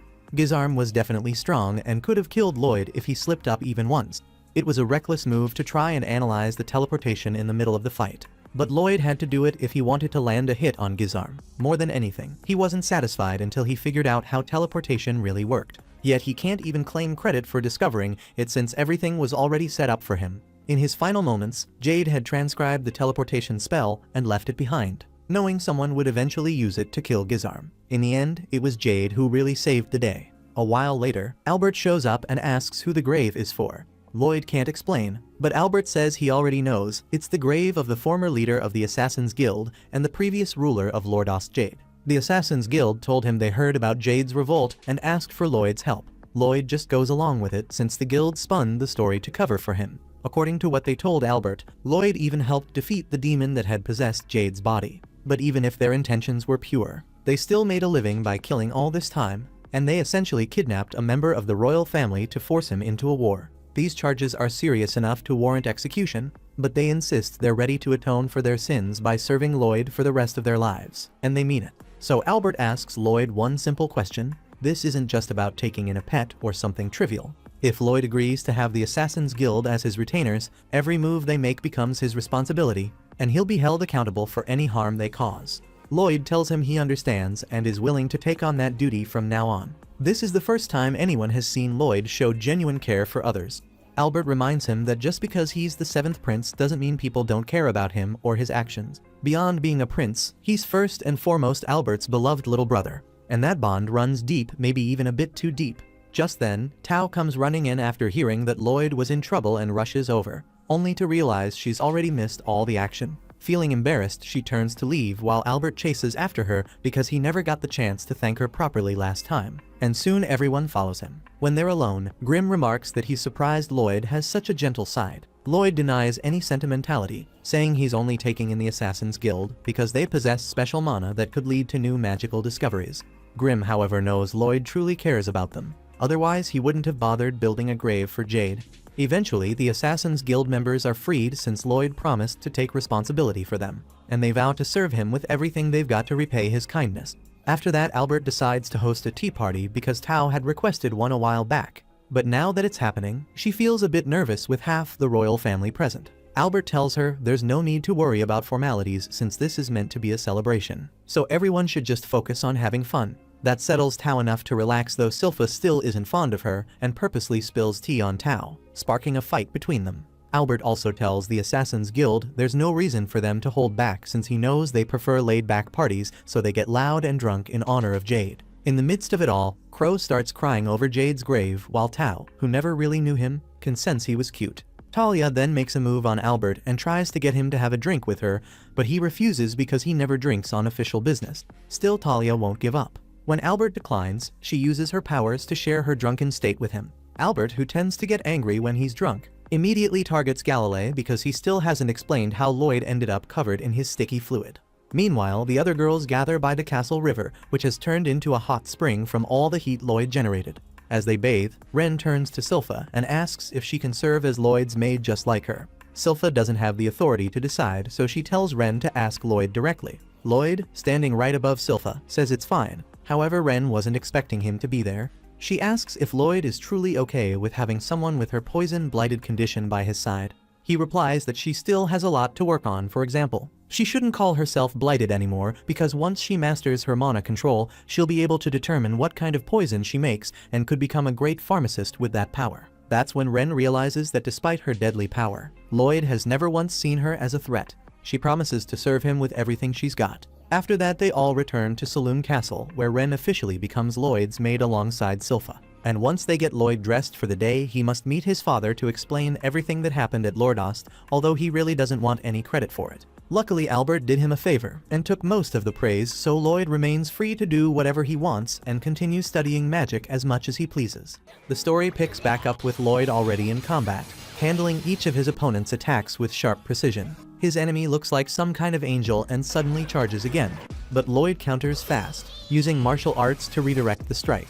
He gets hit and starts bleeding a bit, but this psycho just licks the damn wound like it's no big deal. Heals up, then fries the angel with fire and water magic at the same time. The angel doesn't flinch, brushes the attack off like it's nothing, and summons a ring of magical swords. He calls Lloyd a devil's spawn and warns him it's far too late for regret, but Lloyd doesn't even react to the insult. Then the scene jumps back a bit, showing Ren stepping into Lloyd's room to let him know breakfast is ready. She only finds Grimm and Shiro there and glances around, wondering where he disappeared to. Out of nowhere, Lloyd cheerfully greets her, making her nearly jump out of her skin. Turns out he's been training and finally got the hang of hiding his presence using that mana blocking technique she taught him. Ren's honestly impressed, saying it took her a whole year to master that trick. Then starts easing up and praises him with a smile, but then quickly remembers she's supposed to be formal, snapping back into maid mode. Lloyd notices she's still settling in, and mentions it's already been a few days since she started. Ren says a couple days aren't enough to feel comfortable yet, but she's doing her best. Adds that Silpha's been training her non-stop, strict as hell, and learning all the etiquette is no joke. Still, she promises to work hard so Lloyd can be proud of her. Lloyd tells her to take it easy though, and says it's fine to speak normally when it's just the two of them. Right then, Silpha walks in, catching Ren mid-sentence, and instantly scolds her for talking informally. Ren apologizes fast, clearly flustered, while Lloyd quietly thinks about how much pressure Ren's been under. Grimm, watching from the side, murmurs that most of the others are probably carrying just as much weight. Lloyd then decides it's time to head out and makes his way to Lordost Manor. When he gets there, he sees that Galilei's spider threads are already being used in construction, holding things together way better than expected. Lloyd asks how he's settling into his role as governor, and Galilei says it's still surreal, even his friends can't believe it. He figured Lloyd would be the one to lead, but Lloyd explains his father only gave him the right to choose a governor, not become one. He adds that he trusts Galilei completely and believes this city will turn into a sanctuary for people who love research as much as they do. Grimm figures out fast that Lloyd's planning to squeeze every advantage out of this place, though he notes the full repairs might take a while. That's when Babylon shows up, agreeing with him and saying it's no surprise considering how bad the demons trashed everything. Then Galilei jumps in, vowing he'll never let something like that happen again, and Talia suggests they better set up some proper defenses. Grimm, being the demon himself, casually suggests they get their hands on divine magic for protection. Suddenly the others freeze, realizing what he just implied. But Grimm seems confused at first, then surprised they hadn't noticed until now, and clarifies that divine sorcery is strictly for people who devote themselves to the church. It's basically channeling sacred power into your body to burn away evil. Sounds like pure fantasy, but he swears it actually works. Crow and Talia don't seem interested though. They both say they've always done just fine without blessings or salvation. Then Grimm argues that's exactly why they should finally give it a try. But neither of them looks convinced, and even Lloyd hesitates. That's when Grimm presses him, asking what exactly happened between him and the church. Lloyd gets a bit defensive, saying Grimm's jumping to conclusions, but then admits something did go down, and he got kicked out. He figures maybe the church has forgotten about it by now, considering it's been 2 years. Still, even after everything, he's willing to return if it means unlocking divine magic. Later on, Lloyd heads to the church with Ren, who quietly says she doesn't feel comfortable there. He tells her she doesn't have to come along, but Ren insists she's here to fill in for Silpha, who's off handling other stuff, and besides she wants to spend more time with Lloyd. Babylon tags along too, confirming that Lloyd's whole plan is just to serve the church long enough to gain access to divine sorcery. Lloyd nods and says the sacred magic comes as a reward for faithful service. Babylon complains the whole thing sounds like a massive chore, and Lloyd fully agrees it's gonna be a pain, but there's no other way. When they enter the church, they're welcomed kindly by the priest, who clearly thinks Lloyd is some random visitor. But the second he recognizes him, the priest's whole mood changes, his face darkens, and he furiously demands to know why Lloyd's dared to show his face again, spits out that he'll never forget what Lloyd did 2 years ago, and loudly calls him the spawn of the devil. Babylon gets curious, wondering what the hell Lloyd did to piss off the priest that badly. Escher steps in and gently reminds her father it's been 2 years since the incident, suggesting he should let it go. The priest grumbles that she's too soft, but she calmly brings up his own teachings how forgiveness should follow true repentance, adds that no one else seems to be holding a grudge, yet her father stays stiff until Lloyd suddenly walks up, giving him a puppy dog stare with Shiro copying the same exact face. The overwhelming cuteness shatters the priest's defenses, and he finally offers Lloyd a chance to redeem himself while hugging Shiro like he's never letting go. Later on, Lloyd and the group start their duties at the church, but he quickly loses focus. Within minutes, he ends up breaking a vase and tries to quietly slip out before anyone notices. Escher catches him in the act, asking gently where he's going. He admits to the accident a bit awkwardly, and she quickly checks if he's hurt, clearly relieved when he tells her he's fine. But seeing the shards of stained glass, Escher recognizes it as one of her father's favorite pieces, offers to take the blame. But Lloyd insists he'll own up to it himself. From a distance, Ren and Babylon are watching, both getting the sense that Escher's soft demeanor is throwing Lloyd completely off his rhythm. Once Lloyd walks off, Ren curiously asks why he seems so out of it. Escher laughs softly, explaining that Lloyd's always been like this, driven and honest, but easily distracted when magic's involved. She figures he probably came back just to learn divine sorcery, and though Ren and Babylon play dumb, the assumption hits a little too close. Escher then starts reminiscing, saying Lloyd used to break vases all the time when they were kids, remembers one moment clearly he'd knocked over another one, and when she asked if he was okay, he looked totally serious and told her she should punish him with divine magic. She chuckled at the time, reminding him that such power couldn't be used lightly unless evil was involved. Instead, she suggested they sing a hymn together, but by the time she finished speaking, he'd already disappeared without a word. Then, after a while, a demon suddenly attacked the church, forcing everyone to evacuate fast. In the middle of the panic, Escher spotted Lloyd standing way too close to the demon, completely unaware of the pile of debris falling right at him. Without a second thought, she ran over and shoved him out of the way, taking the hit herself. Lloyd instantly checked on her, asking if she was okay, but she didn't even mention her injuries and instead asked if he was hurt. He told her he was fine, but the sight of her bleeding left him overwhelmed with guilt. knowing damn well it was all his fault. Not long after, Lloyd came clean and admitted he was the one who summoned the demon, which made the priest furious. He kicked him out of the church on the spot. Escher remembered everything clearly, the damage he caused, the way people started whispering that he was a demon's child. Even then she never stopped believing in him, saying his voice during hymns always felt sacred. Hoped today would be their chance to sing together again and planned to invite him to the communion, saying Saria would be there too. After cleaning up the broken vase, Lloyd walked outside and stumbled upon his sister Saria, surrounded by a bunch of thugs. Apparently she had bumped into one of them, but instead of apologizing or backing down, she calmly asked if any of them could play an instrument. When they all looked confused and said they couldn't, she immediately lost interest and turned to walk away. One of them, clearly annoyed, grabbed her arm to stop her, while Lloyd watching from a distance. Then Lloyd explained to the others that Saria was the kingdom's fourth princess, a music prodigy who didn't care about anything unless it had to do with sound or rhythm. Ren and the rest laughed, saying she sounded a lot like him. That's when one of the punks tried to be slick and said they didn't know music, but they could make a girl sing in other ways. Saria wasn't fazed, but when Escher showed up and demanded he let go, the guy turned and groped her chest like a total bastard, making her cry out. Without even blinking, Saria said the scream had decent pitch and might work in a duet. Meanwhile, the priest was stressing out, thinking the recital would have to be cancelled. Lloyd asked what recital, and Babylon explained that Saria and Escher had a performance planned that day, one known to have healing effects. Grimm pointed out it might be a divine spell triggered through music instead of regular mana. That snapped Lloyd into action. He refused to let things fall apart, told Ren to deal with the creeps, and stepped in to fix it himself. At the same time, Saria casually tells the thugs that Escher's earlier cry had decent tone, but the emotion behind it ruined everything. She bluntly adds that the guy sucks at drawing out sound and confidently claims she could make Escher sing way better than that.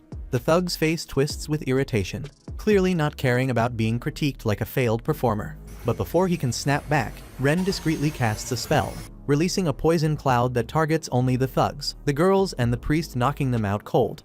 Grimm quietly praises her control, impressed by how she hit only the intended targets. Then Lloyd explains that Ren's using something called mana focus, a technique derived from mana block, where mana is funneled through a single aperture for tight control. With mana focus, spells become sharp and efficient, making it easier to isolate specific targets.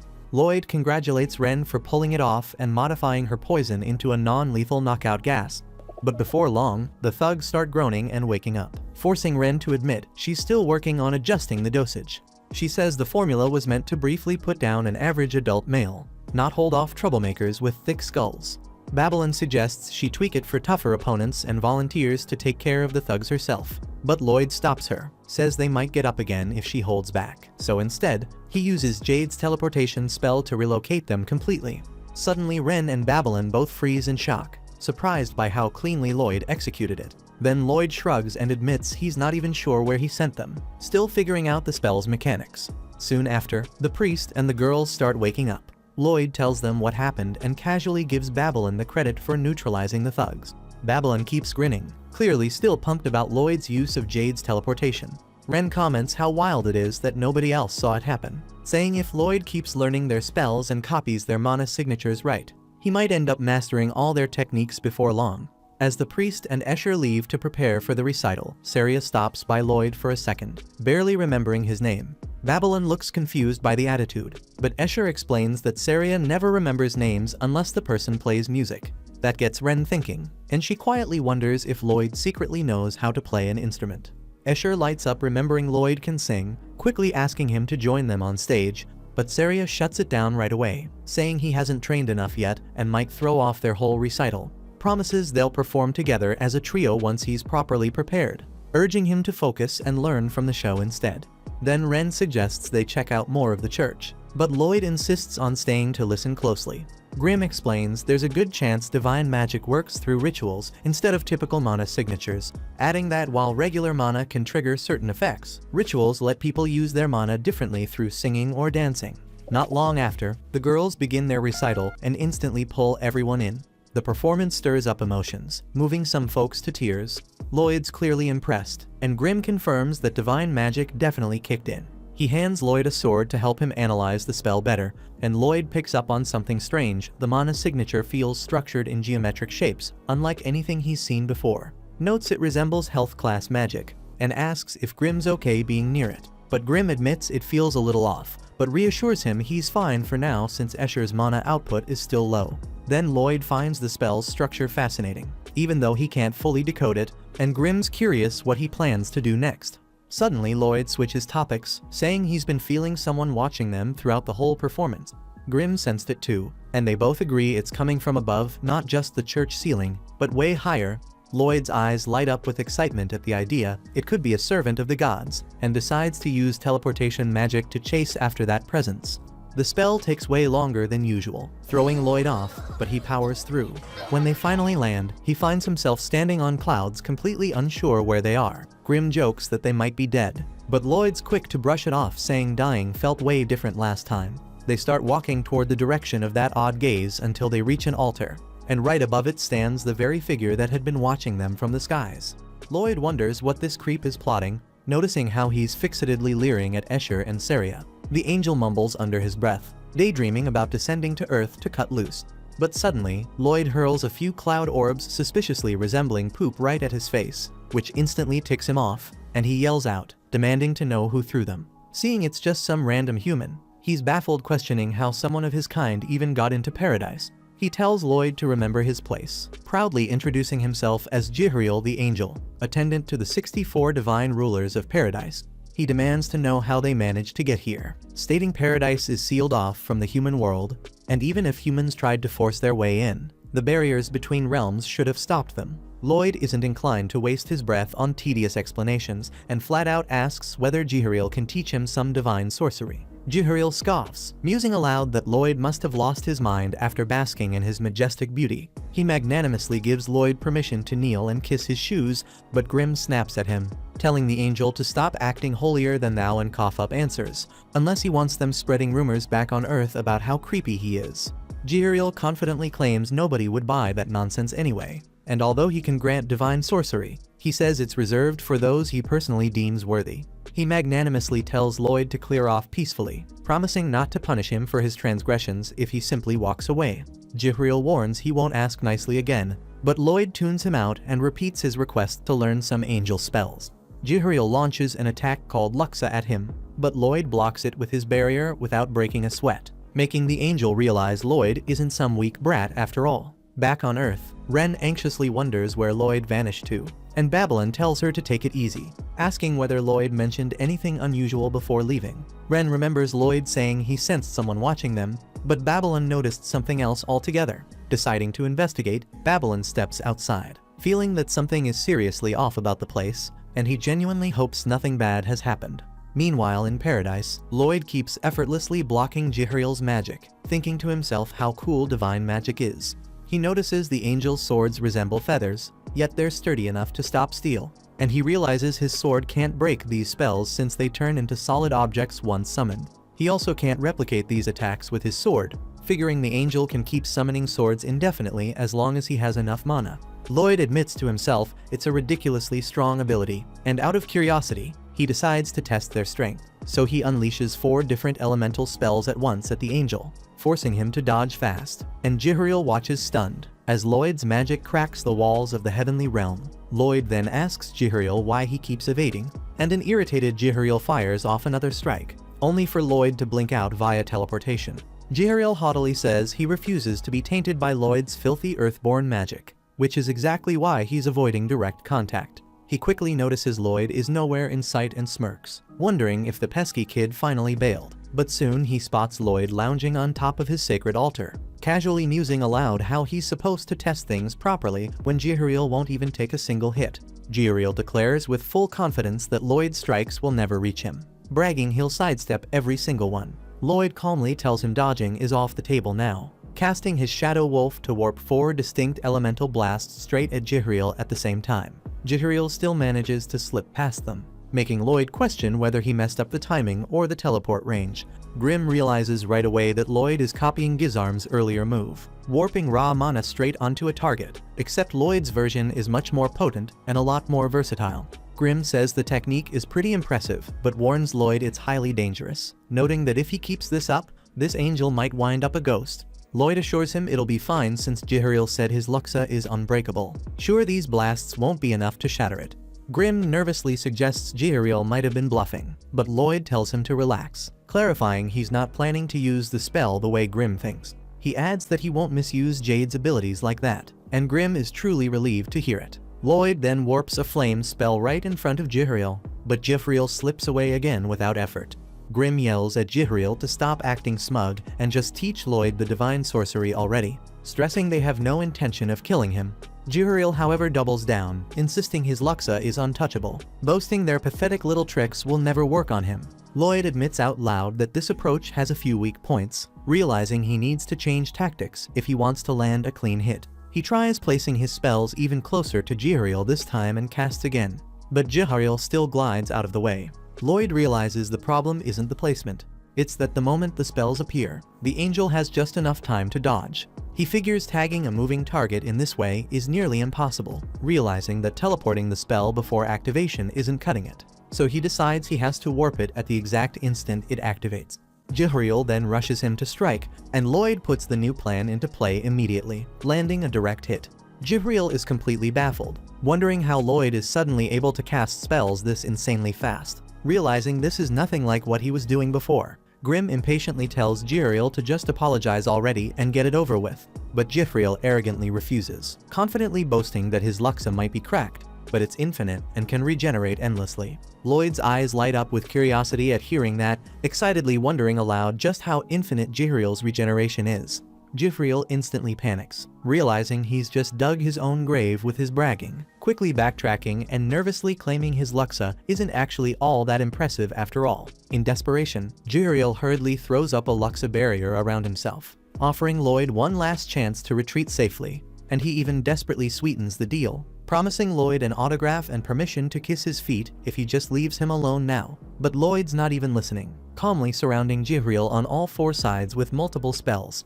Completely terrified, Jihariel finally blurts out an apology, admitting he was lying earlier, and that his Luxa isn't infinite at all. But Lloyd is past listening, and simply hits him with the spell anyway. After the spell hits, Lloyd is surprised to see Jihariel collapsed on the ground, looking like a freaking ghost. Grimm calmly explains that angels, like demons, are actually ethereal beings made entirely of mana. From these tests, Lloyd realizes Jihariel's Luxa isn't really infinite or invincible. It's just a skill that uses mana to create and maintain weapons, meaning, as long as the caster has enough mana, they can keep regenerating them. Weakly, Jihariel compliments Lloyd's fighting skills, but says it's too late now because he's fading away, and Lloyd has lost his only chance to learn divine sorcery. Not giving up, Lloyd suddenly floods Jihariel with a huge burst of mana, confidently assuring him that this will fix him up in no time. Jihariel gets shocked and reminds Lloyd that he literally tried to kill him just minutes ago, but Lloyd casually brushes it off, insisting he doesn't care and only wants to learn divine sorcery from him. Then a moment later, Jihariel is transformed into a chubby little giant, and Lloyd is genuinely confused, asking Grimm what just happened. So Grimm plainly explains that Lloyd obviously gave Jihariel way too much mana. So Jihariel becomes completely surprised by how much mana this seemingly innocent kid possesses, and secretly plots how he can exploit this opportunity. He figures he can use this moment to finally descend to Earth and openly tells Lloyd he'll gladly teach him divine sorcery. Jihariel then eagerly says that they need to form a pact first, reaching out to shake Lloyd's hand, thinking he's found the perfect chance to possess Lloyd's body under the cover of forming a pact. Jihariel excitedly imagines getting to visit all his favorite girls down on Earth, especially Saria and Escher. Grimm instantly guesses what's running through his perverted mind, watching as Jihariel tries to possess Lloyd. But just like Grimm before him, he pathetically finds himself stuck, possessing only Lloyd's hand. Grimm bursts out laughing at Jihariel's failure, telling him he seriously messed up big time. He explains that no matter how much mana Jihariel expected Lloyd to have, this kid's got way more juice than he can handle. The angel only managed to possess a single palm, just like Grimm himself did before. Jihariel immediately guesses that Grimm probably tried the same thing and got stuck too, feeling kind of humiliated now. Lloyd then innocently asks if the pact is finally complete, oblivious to Jihariel's embarrassment. Jihariel composes himself and explains that divine sorcery works by engraving an angel's unique mana signature onto the caster's soul, creating a path activated by song or another trigger. Lloyd awkwardly asks if he really has to do the singing part, sounding less than thrilled at the idea. But Jihariel tells him that luckily, since he's already merged with Lloyd's hand, their pact is permanently active. and Lloyd only has to call out with his soul to use the power. As Lloyd tries calling out, he suddenly experiences a vivid vision filled with the mysterious symbols from the sorceress language he saw before. Instead of logically learning the spells step by step, he now intuitively grasps divine sorcery at an instinctual level, and he's absolutely blown away by how incredible it feels. Grimm silently thinks to himself that Jihariel probably has no clue what he's done, because now that Lloyd fully understands divine sorcery, he has enough raw power to dominate both Paradise and the Netherworld. Lloyd could easily take over the throne of the Demon Lord if he felt like it. Yet Lloyd surprisingly just sighs, looking disappointed that learning divine sorcery was way too easy. Jihariel can't believe Lloyd's reaction, genuinely puzzled why anyone would feel disappointed about achieving ultimate power so effortlessly. Lloyd explains that he actually enjoys the entire journey, not just the end result. He loves breaking down magic, studying spell books until they practically fall apart, and questioning why each spell works. Sometimes he even feels like he can glimpse the faces of those who created these spells long ago. To Lloyd, the process itself has value, so achieving power too quickly feels kind of empty. But then Lloyd eagerly jumps back to divine sorcery, asking if Jihariel's famous Luxa spell falls under this same category. Jihariel confirms that it does, mentioning that Luxa appears differently based on who's casting it. He instructs Lloyd to try conjuring a sword first, just to get a feel for it. As Lloyd focuses, Jihariel quietly reflects that he initially wondered why this kid traveled all the way to Paradise just to seek divine sorcery. But now that he's linked with Lloyd, he can sense his pure, sincere emotions directly. It reminds him of someone he deeply respected in the distant past, someone whose kindness and determination left a mark on him. Suddenly, Jihariel snaps out of his thoughts when he notices Lloyd's Luxa manifesting, except it's nothing like a simple sword. Instead, Lloyd has somehow summoned the freaking Godzilla. Grimm and Jihariel stare at the thing in absolute terror as it continues to swell uncontrollably. Grimm desperately pleads with Lloyd to stop whatever the hell he's doing, but Lloyd calmly replies that he's still working on it. Jihariel watches in shock, unable to believe Lloyd is still constructing the damn thing. He had always known that Lux's shape changed depending on the nature and quantity of the mana, but he never imagined it had become something as freakish as this. Jihariel tries to reassure himself, thinking maybe it resembles the radiant wings of an archangel. But Grimm bluntly interrupts, saying it looks nothing like that, and begs Jihariel to snap out of it already and stop Lloyd before this freaking Godzilla grows even bigger. Meanwhile, back down in the human world, Babylon carefully follows the unusual scent he's been tracking, eventually arriving at a peaceful rose garden. He tries to pinpoint the exact source, impressed by how the fragrance of the roses nearly manages to conceal it. Fortunately for him, his sense of smell is incredibly sharp, and normally he's not the type to poke his nose into suspicious stuff like this.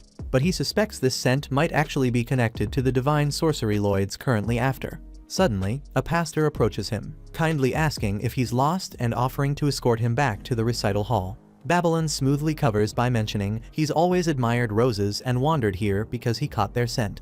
He politely hopes the pastor doesn't mind him exploring for a bit, but the pastor smiles, gently remarking it's quite a shame since Babylon probably came here to enjoy the performance. Babylon then curiously asks why the pastor himself isn't attending, to which he humbly replies he's simply a clergyman whose responsibility is guiding parishioners who've strayed off course.